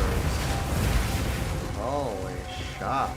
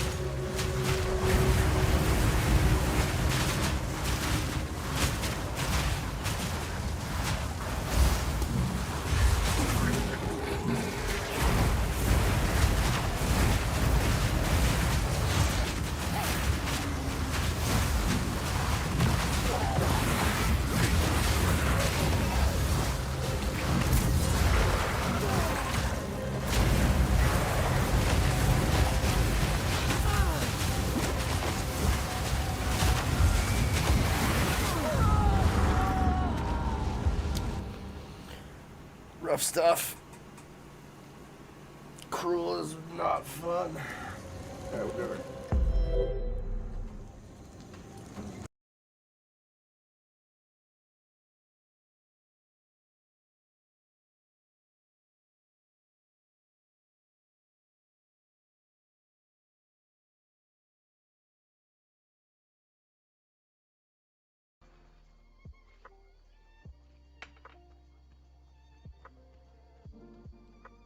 What's up, Captain Dope? If you have 5 oranges in one hand and 6 oranges in the other, what do you have? Very big hands or very small oranges? That's a tough one. Ready? Oh, he's on fire.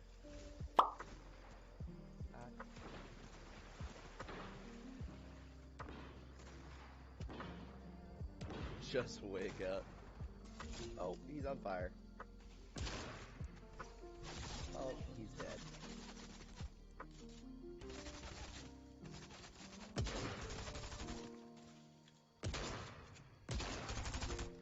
And he's dead too.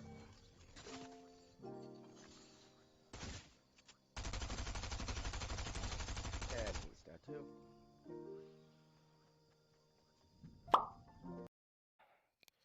Thought you were rolling all over it, squirting it all over the bed for a second. Yeah, I don't know. This is like some. I think the skin is like free right now.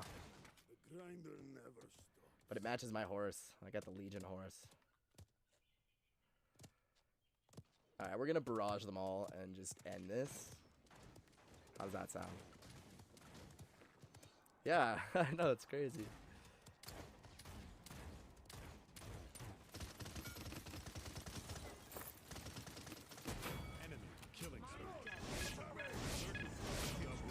Oh, yeah. Well, called it. Fucking called it. Oh, yeah. Who's the best? Who's the goddamn best? Quadra kill.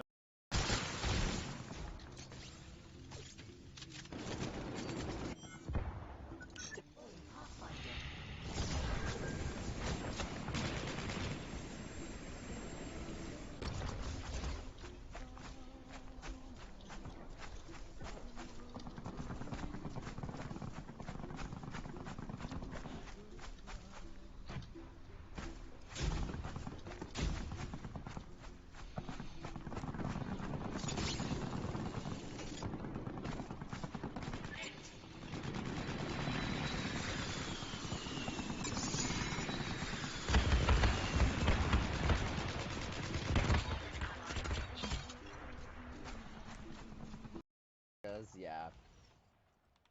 I hear a lot of people have problems with hybrids, to be honest. They can't handle the up and the down at the same time, essentially. So, it could be more of a hybrid issue too. Like, with all the different hybrid strains now, it's like...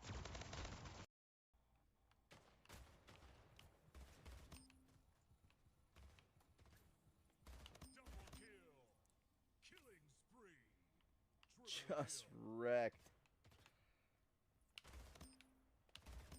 Oh!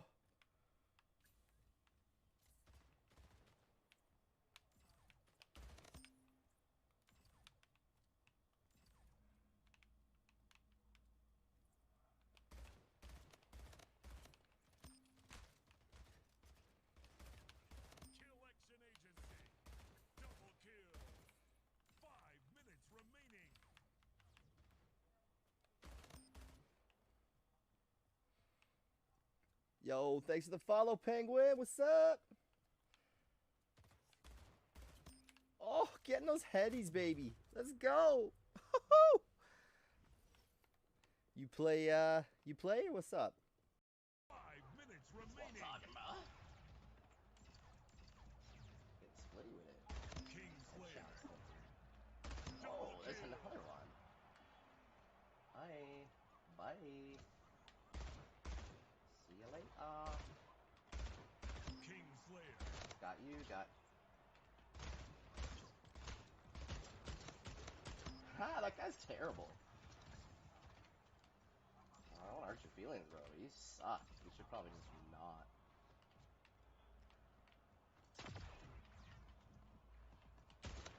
Killing spree.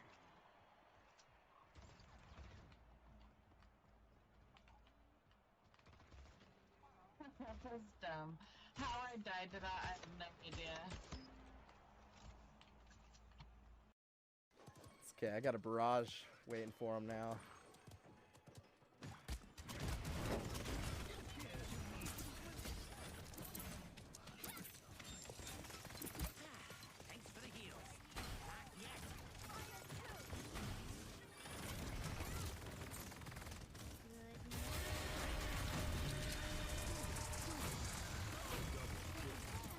Yeah, that's what I like. Right behind y'all. Oh, yeah. Oh, yeah.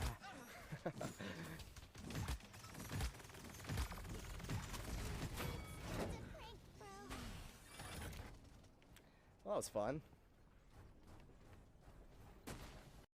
Ooh, handy. Does anybody want to have a keg party? Yeah. Yeah, I got a keg. Let's do it. Coming. Find some health too. Oh, there's a health potion. Hold on, let me just run over this building. Whoa, at a party yet. I don't even know if any of that was heard.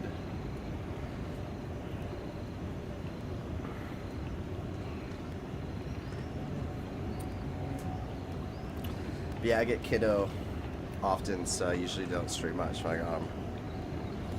Because we're usually hanging out, doing stuff.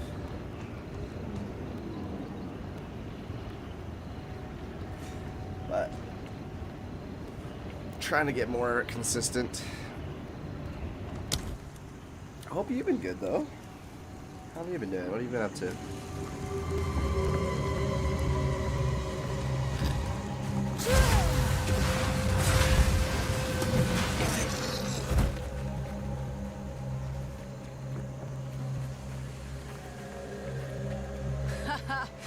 Oh my, greedy fools.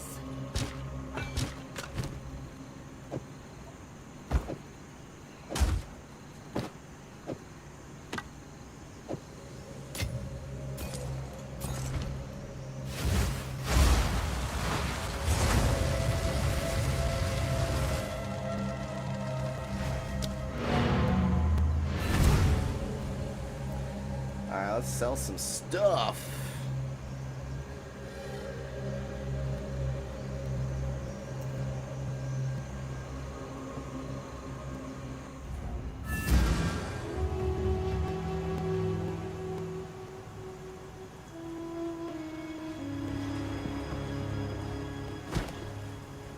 Greetings.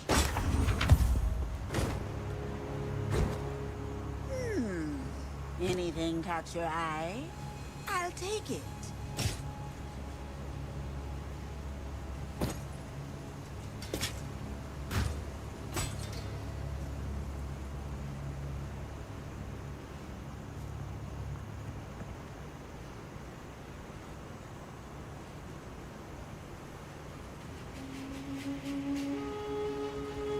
It's a deal.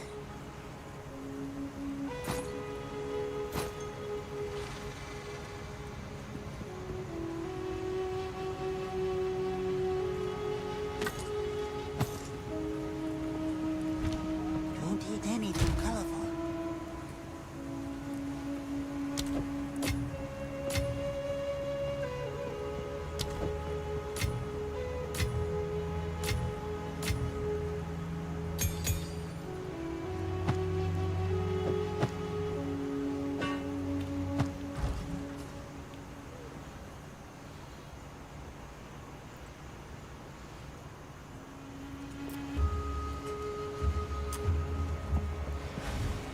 Come and gone.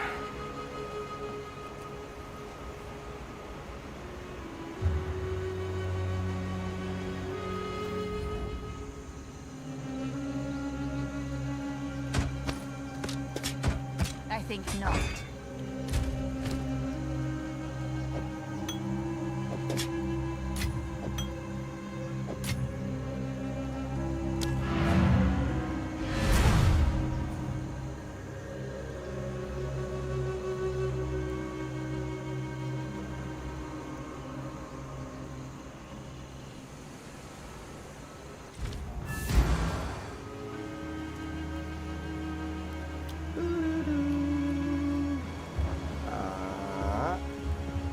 Greetings.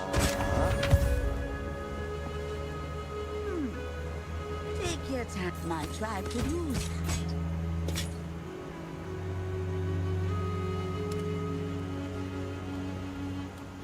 Don't drink the water. Don't drink the water. Well, shit. Well, thanks for dropping in, at least. Thanks for dropping a message.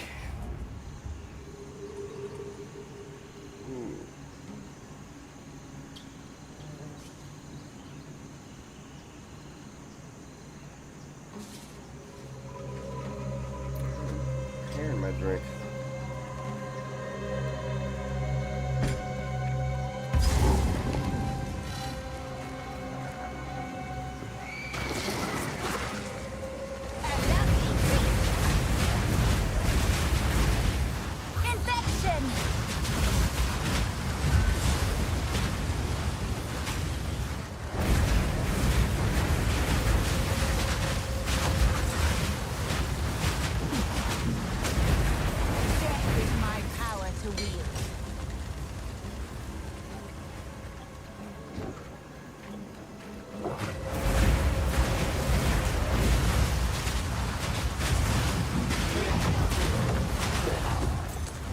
Big melt. Burn, baby, burn.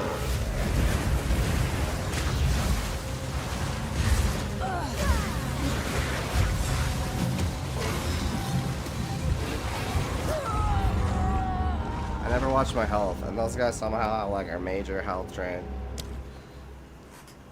Silly.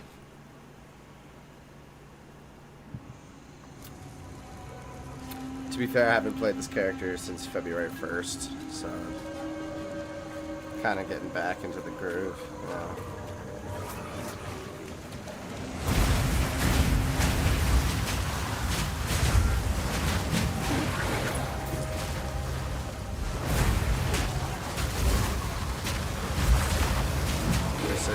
Trick shot. See that trick shot? That was sick.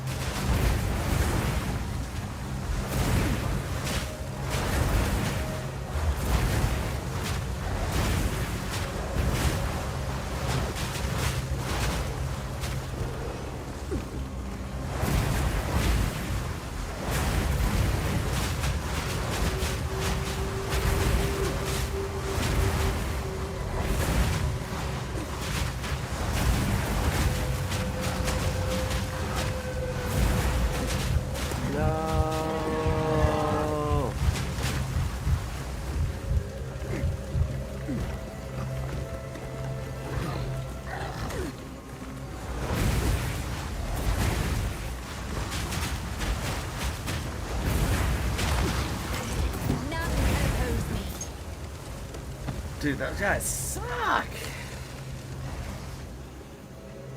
My God.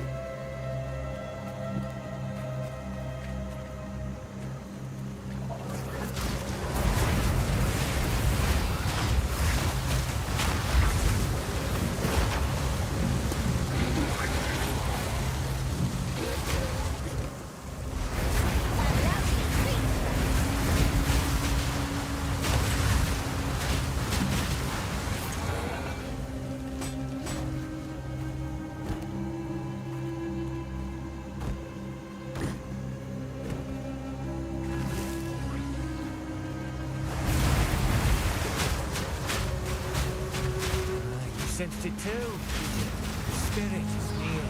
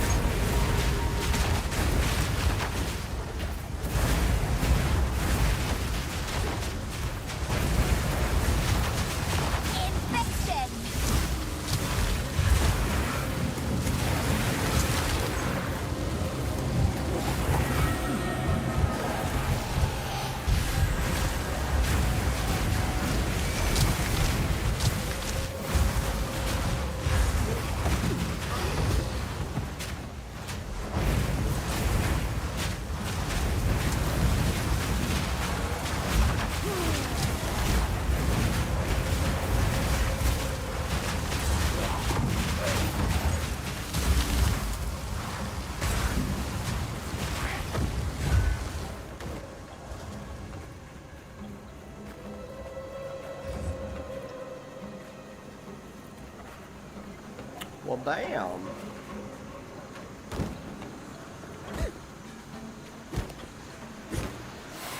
Up for another hunt.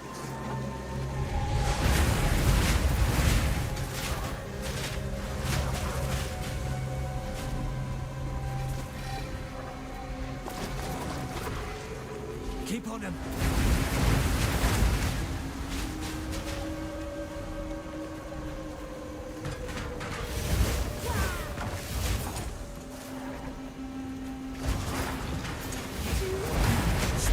Its prey. Cut it down. Don't give it a chance to recover.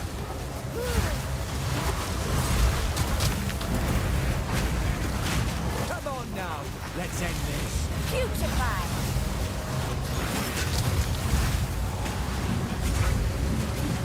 Strike! Or it slips away.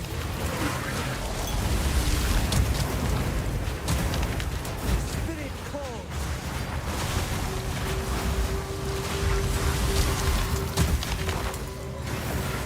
Strike through!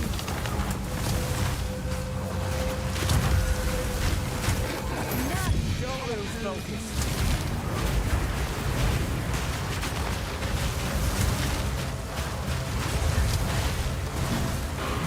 Strike through. No.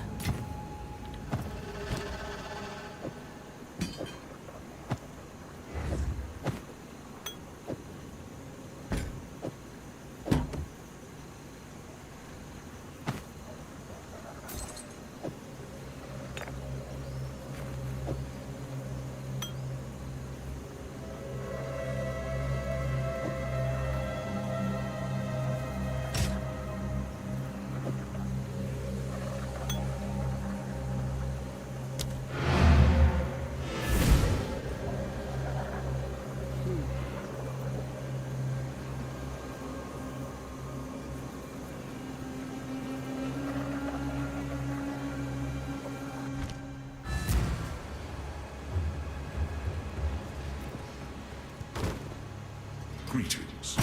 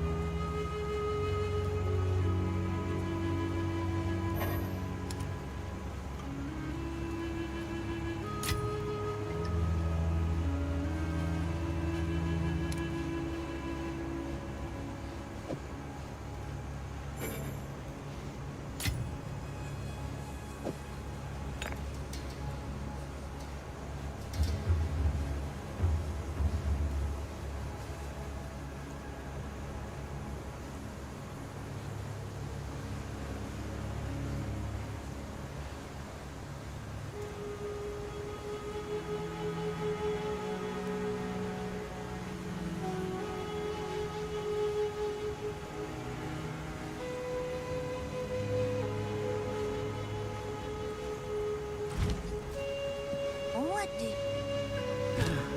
It's a deal.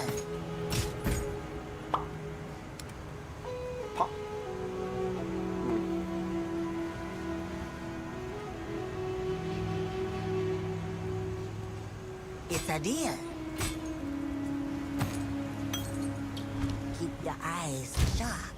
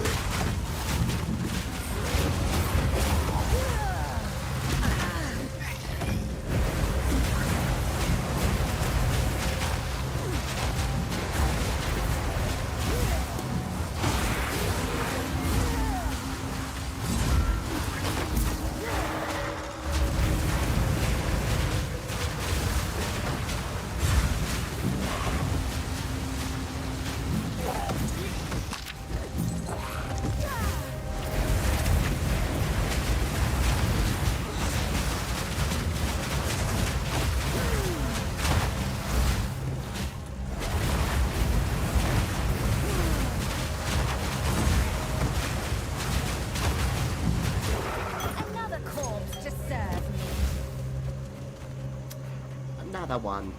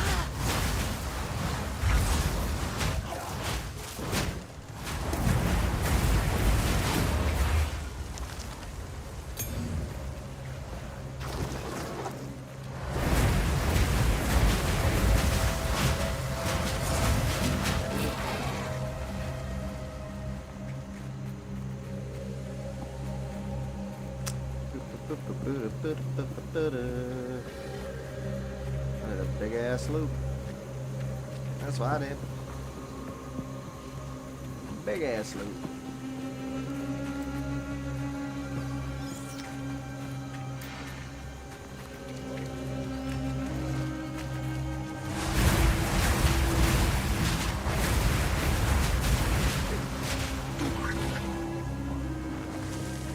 Balthazar. Oh baby, oh baby, making me crazy, making me crazy.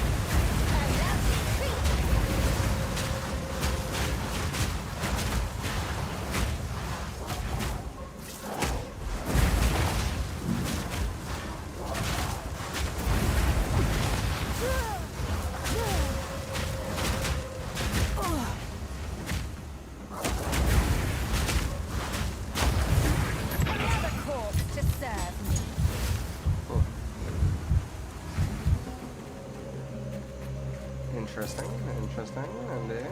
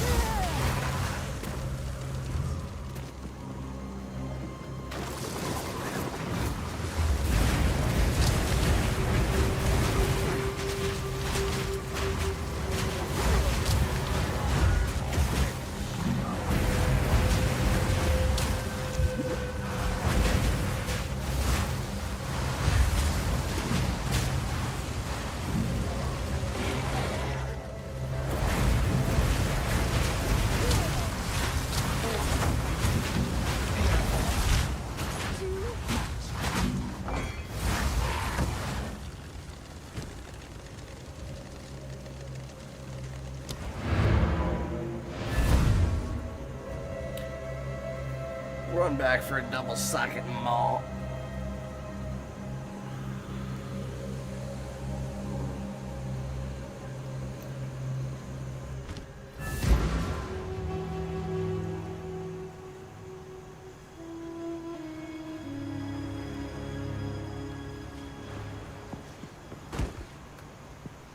Greetings. What do you need? Ah, some pretty things, yes? Ah, my tribe could use that.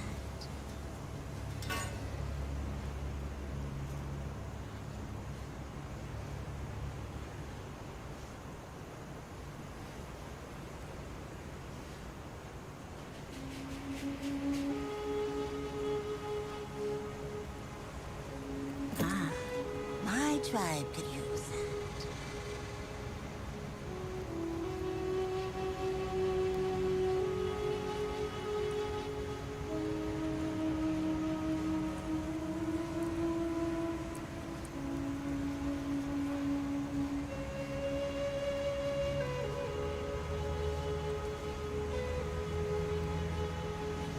Idea.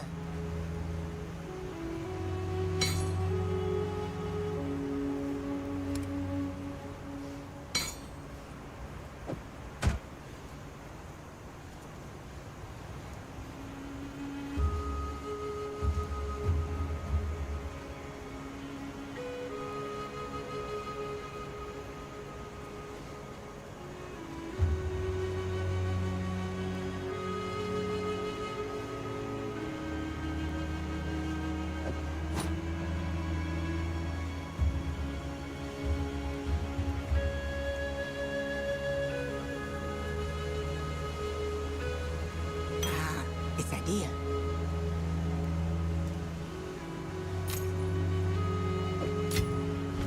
Don't eat anything colorful.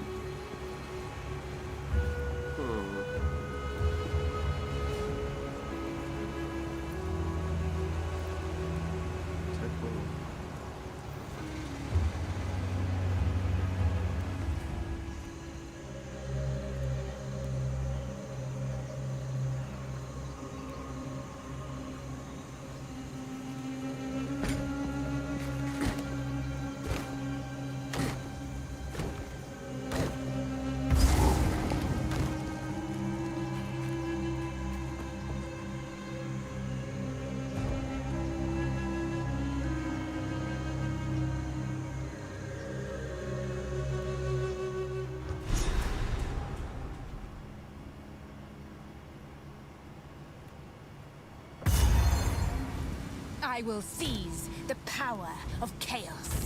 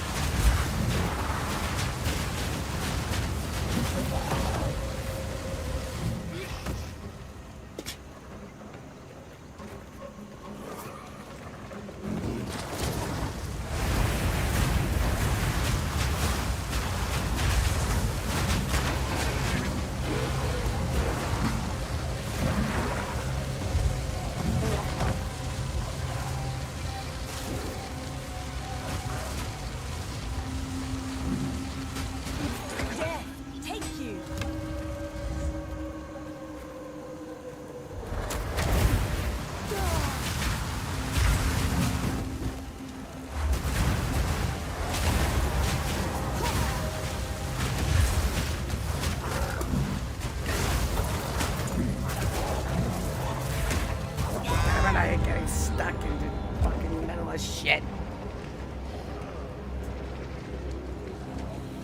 Swear to God.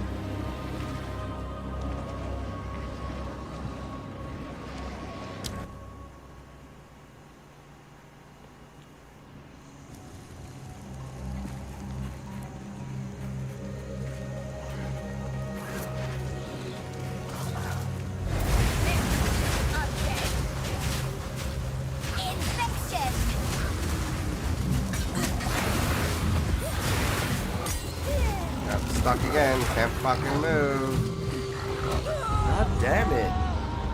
How the fuck do they expect you to get out of that? You can't do anything.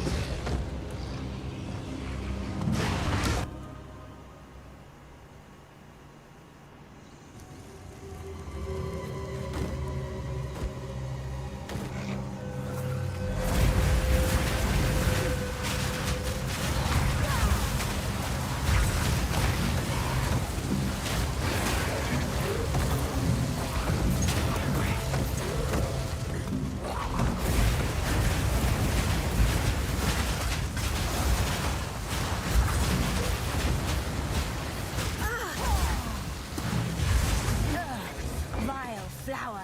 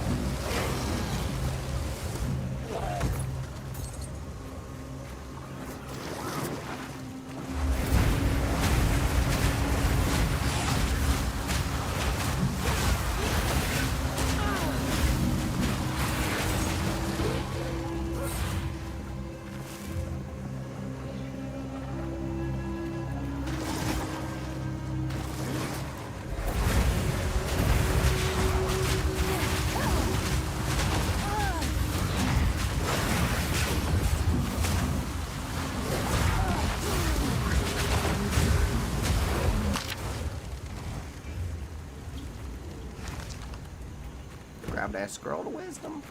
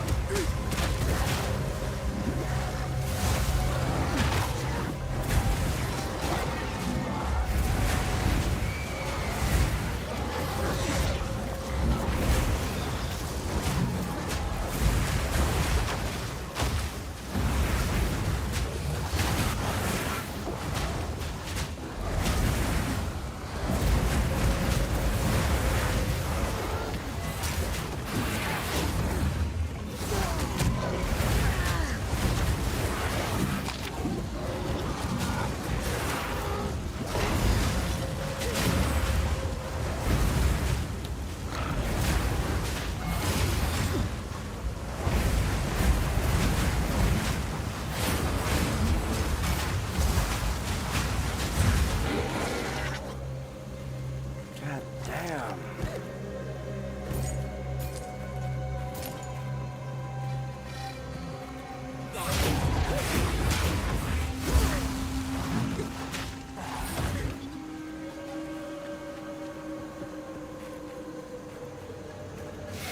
Good eye. Let's run this whiff down.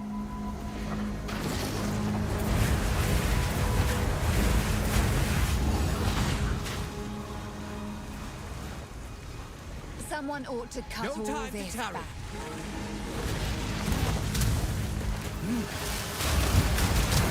Wrath is flare. It's getting stronger. It will be done.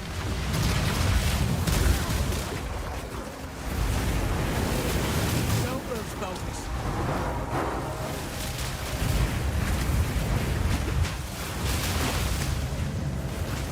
Spirits will be done.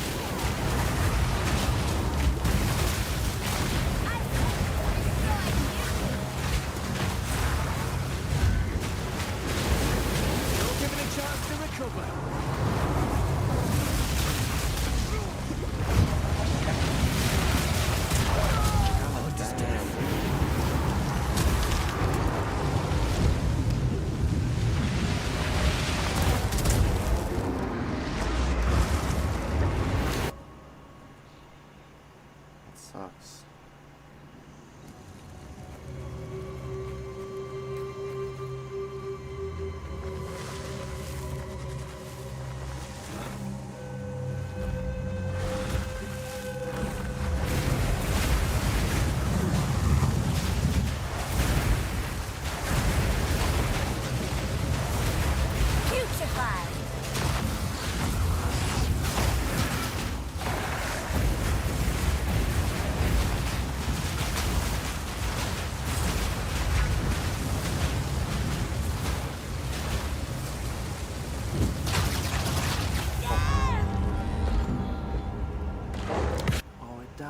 Yo, it died.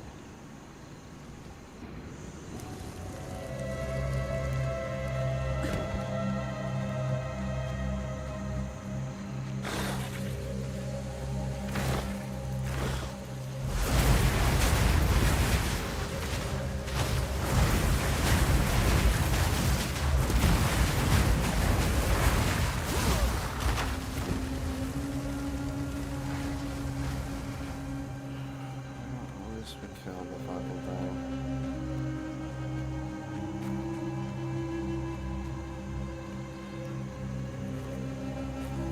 Alright, where are we?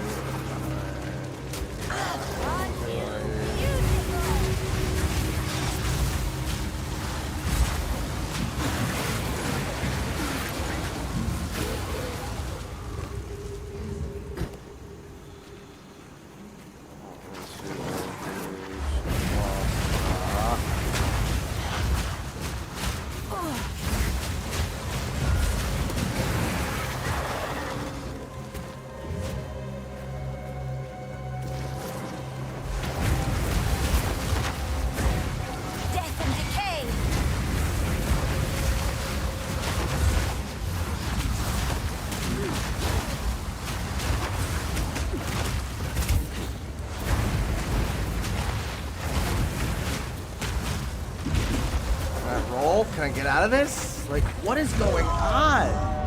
Dude. Like, glitched? Fuck.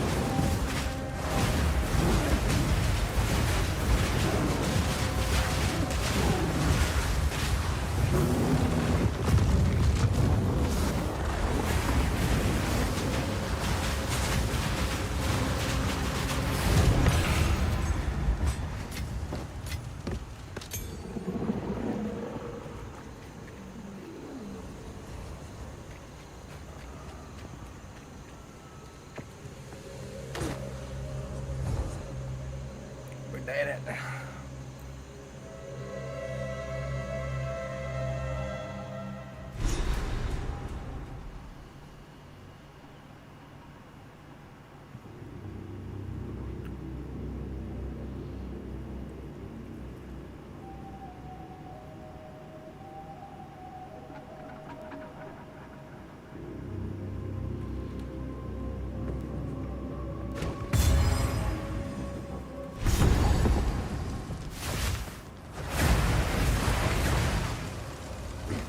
Constructs once powered by dead souls. This is a wondrous. A Baal ruin that hasn't been looted? No one from camp has managed to make it to this part of the jungle and survive. Until now. This mechanism.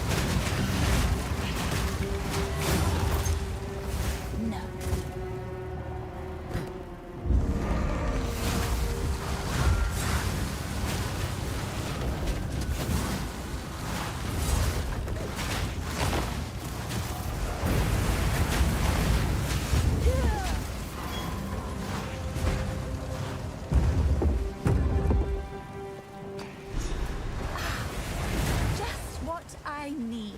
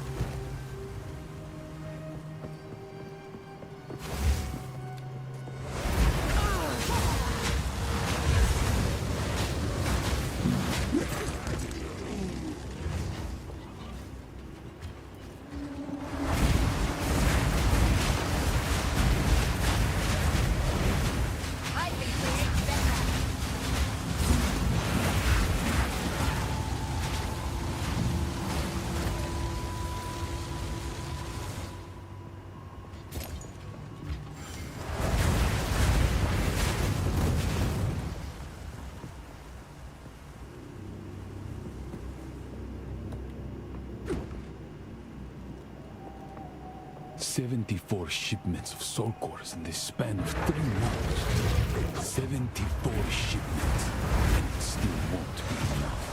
If our fears become real, we have put our lives on the line because Doriani asked us to do so. I accept this. I am not a traitor to the Queen, but sometimes loyalty. 74 shipments of soul cores in the span of 3 months. 74 shipments, and it still won't be enough. If our fears become realized, we have put our lives on the line because Doriani asked us to do so. I accept this. I am not a traitor to the Queen, but sometimes loyalty requires protecting her from her own mistakes. We need more time. We just need more time.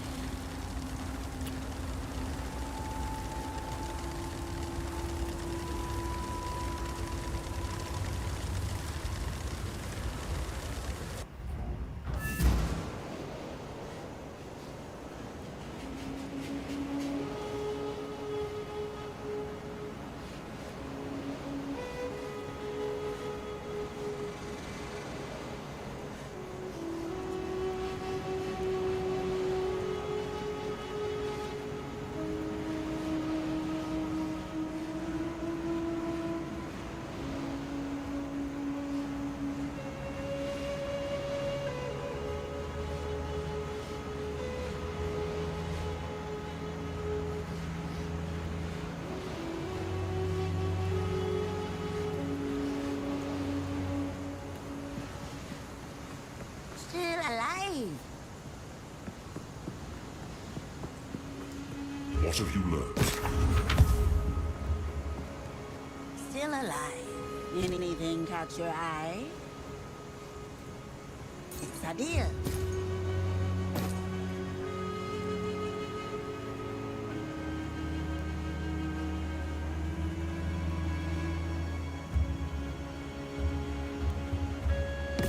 I'll take it.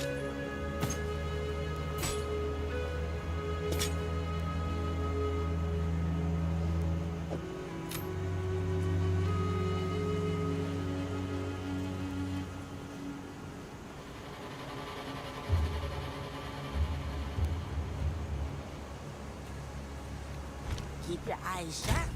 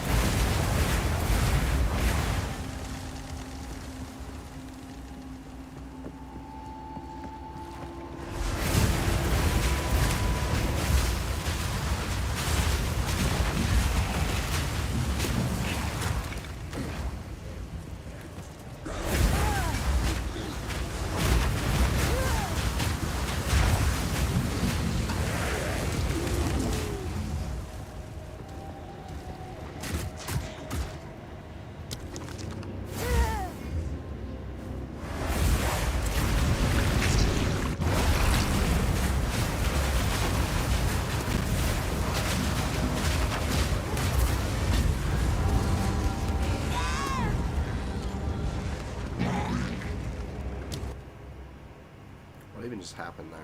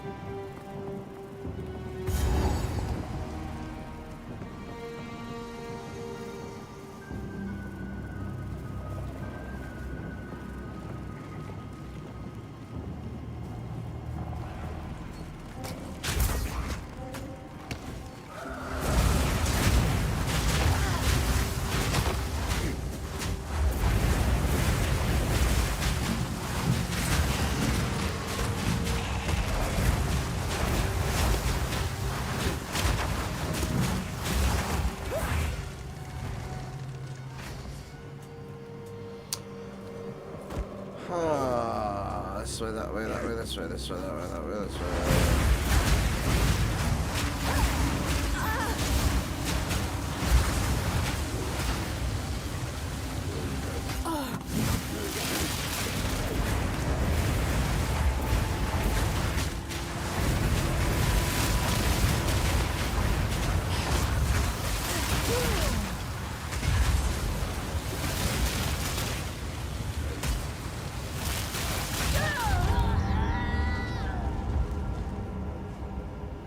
Don't have the damage for this shit. I need someone to tank.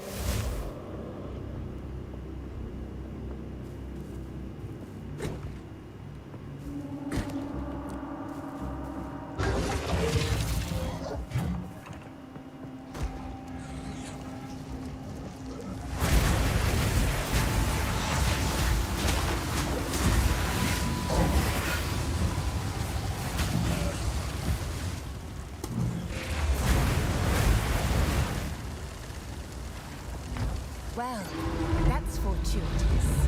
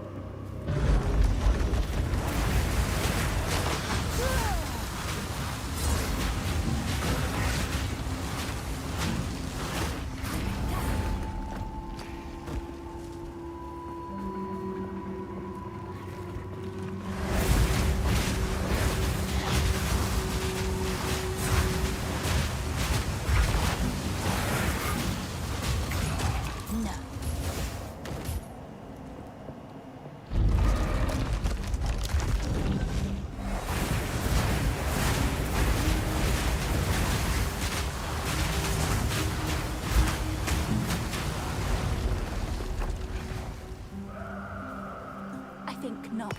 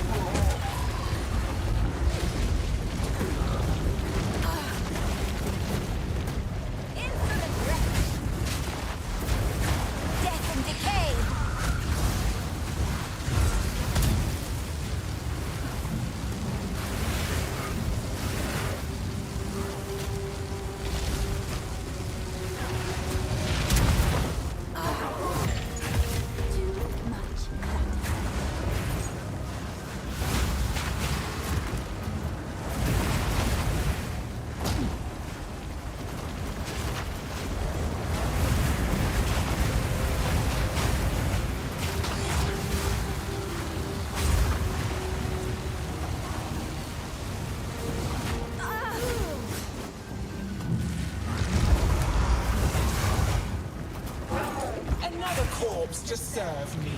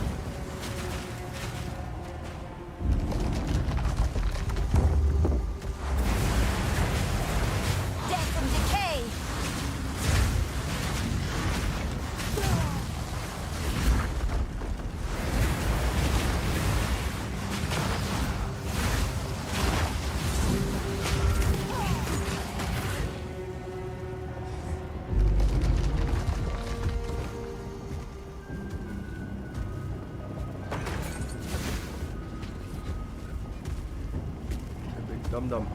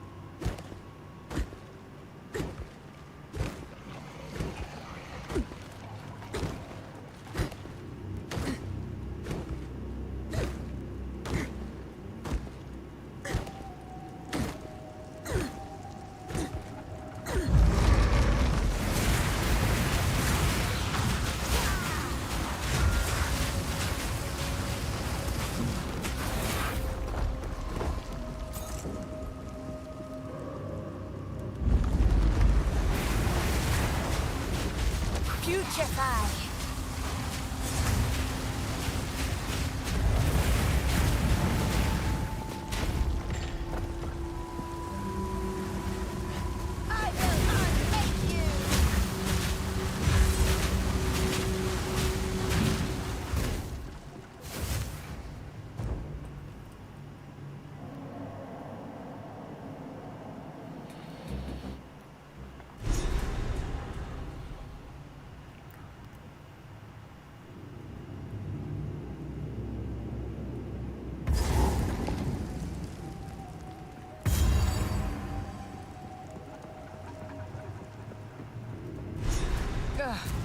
I'd best talk to the Optimist again. This is the largest soul core I've ever seen.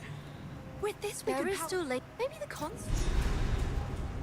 There is still late. Maybe the con. Keep looking.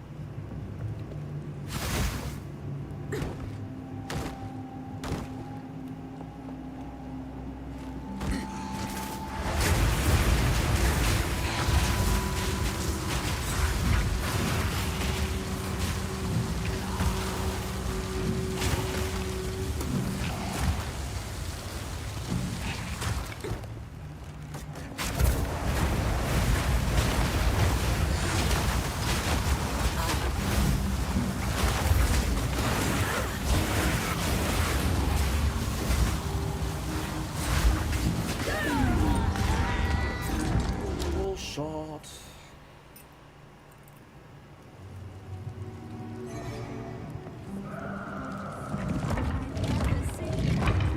With this, we could power the mechanism in the waterways.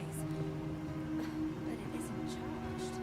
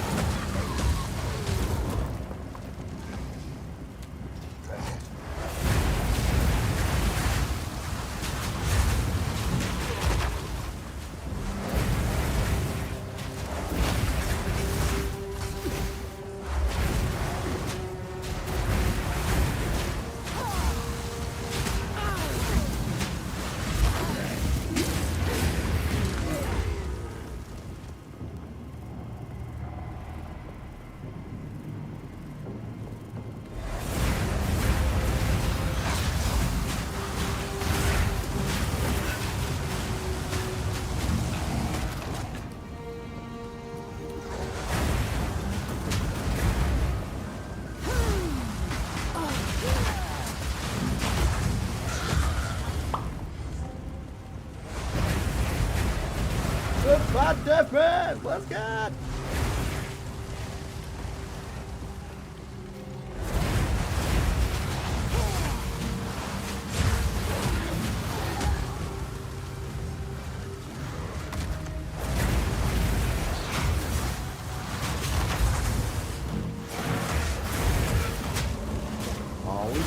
We doing? What you saying?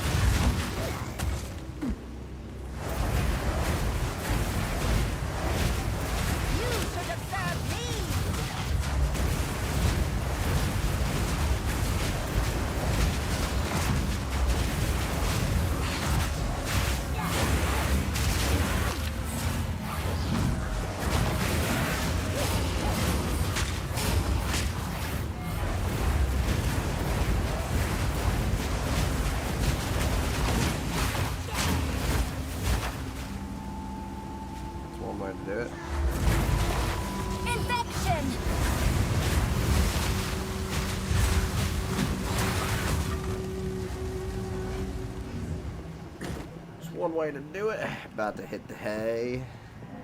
Word, word. We'll hope you have a good sleep.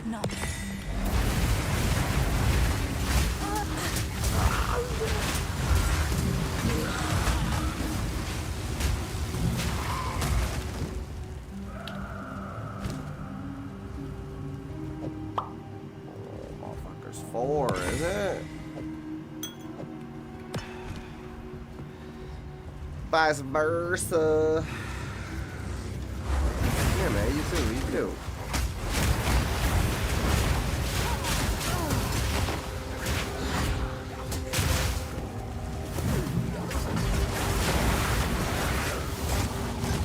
Holy shit.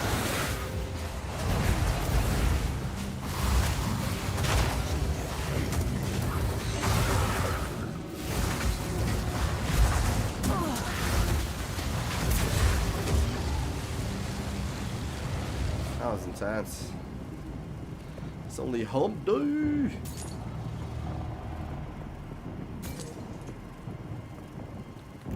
Tis only hump day.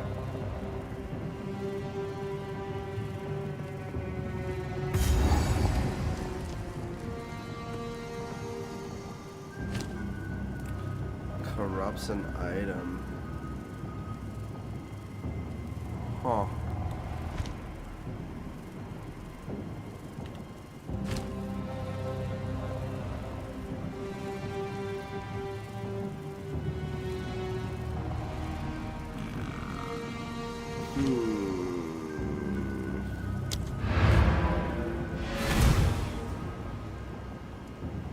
Let me ponder this.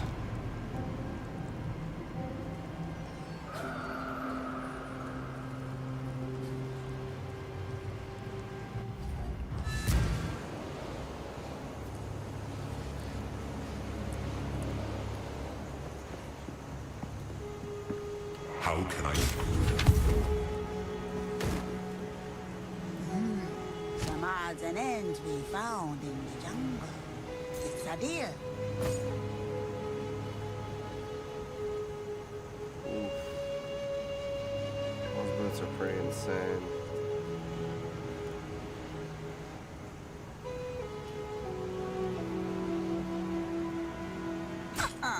I like it.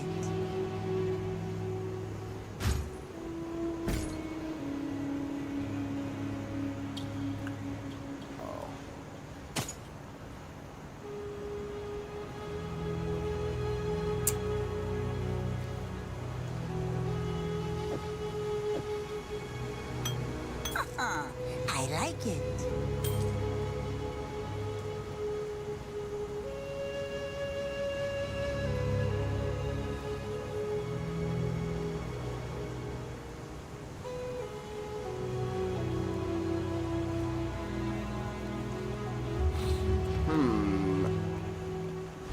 Let's wary. go hit this up.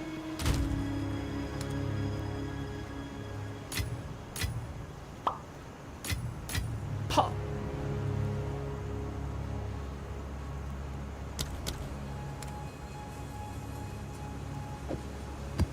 Start stacking these little shits down here.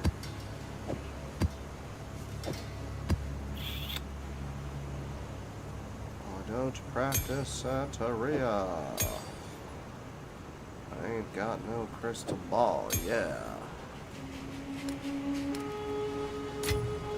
Pop, pop, pop, pop. Ping, pop. That's not my...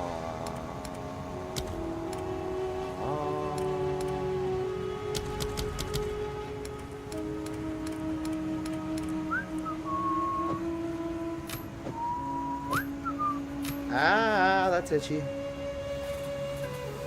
Alright, I'm running out of room to keep all this shite. I gotta go through it eventually here.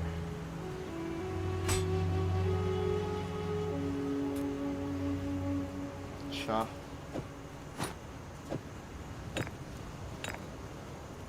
Bing, bing, bong, bong, bing, bong, bong.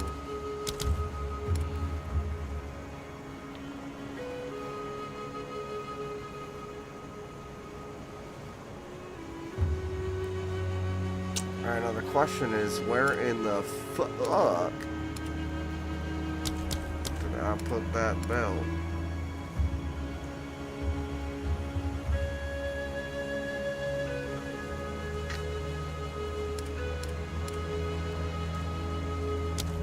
And why?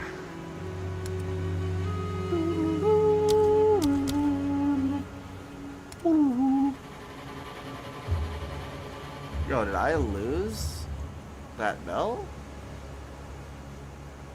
The fuck? I think I'm gonna do it to this. I like the idea of that. Let's see what happens.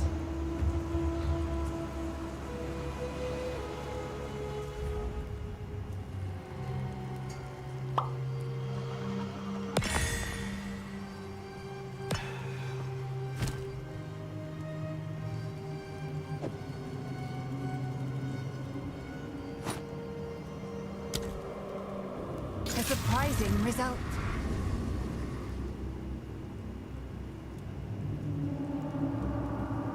What did it do? It added a % to the elemental resistance?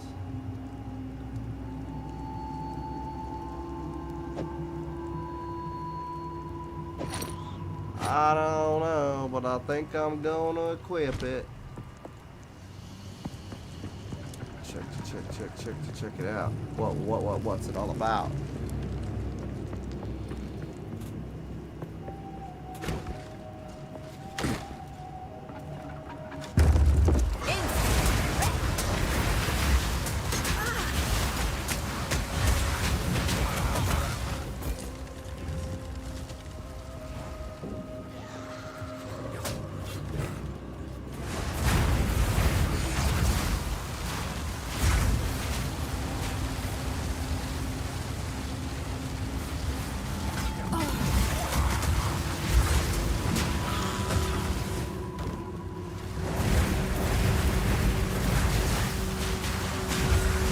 Burn, baby, burn. Just going. Oh shit. You guys are fucking hitting like a Mack truck there, boy. Back the fuck up.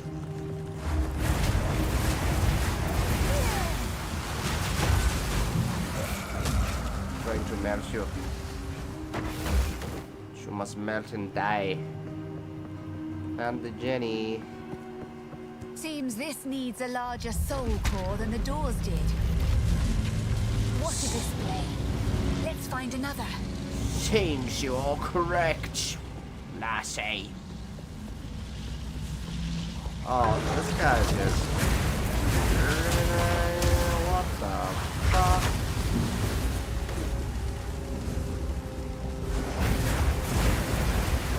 Death and decay!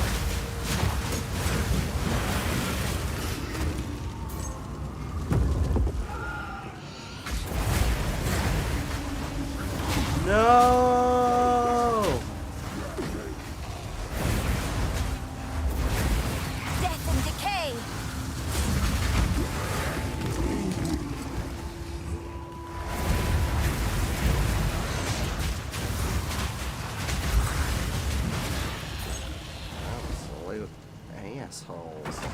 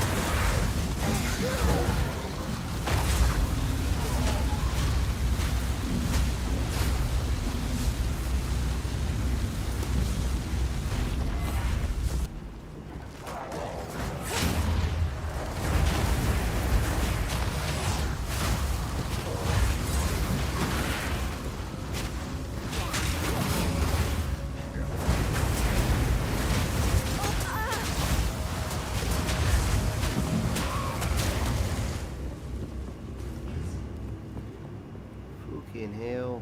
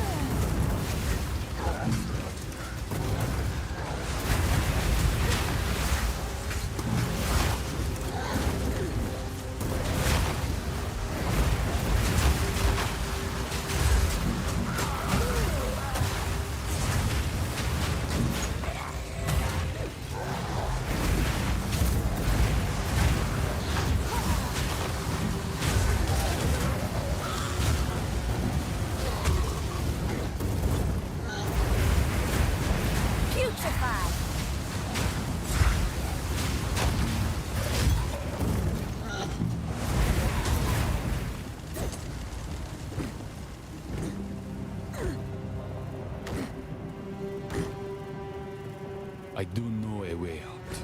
If we fail, and the Empire falls, I have one last resort.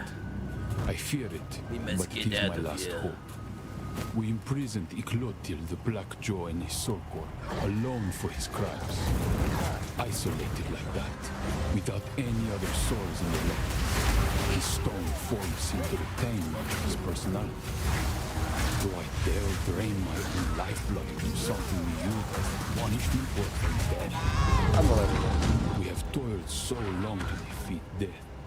All I know now is fear. If this flames consume Utsal, only then will I decide.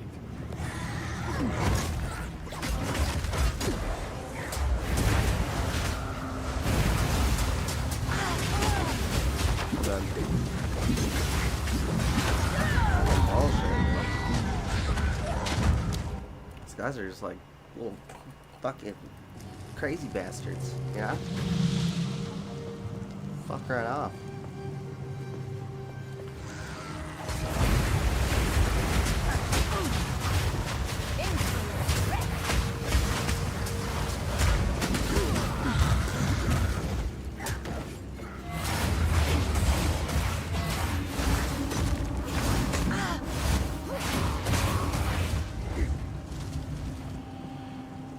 Down.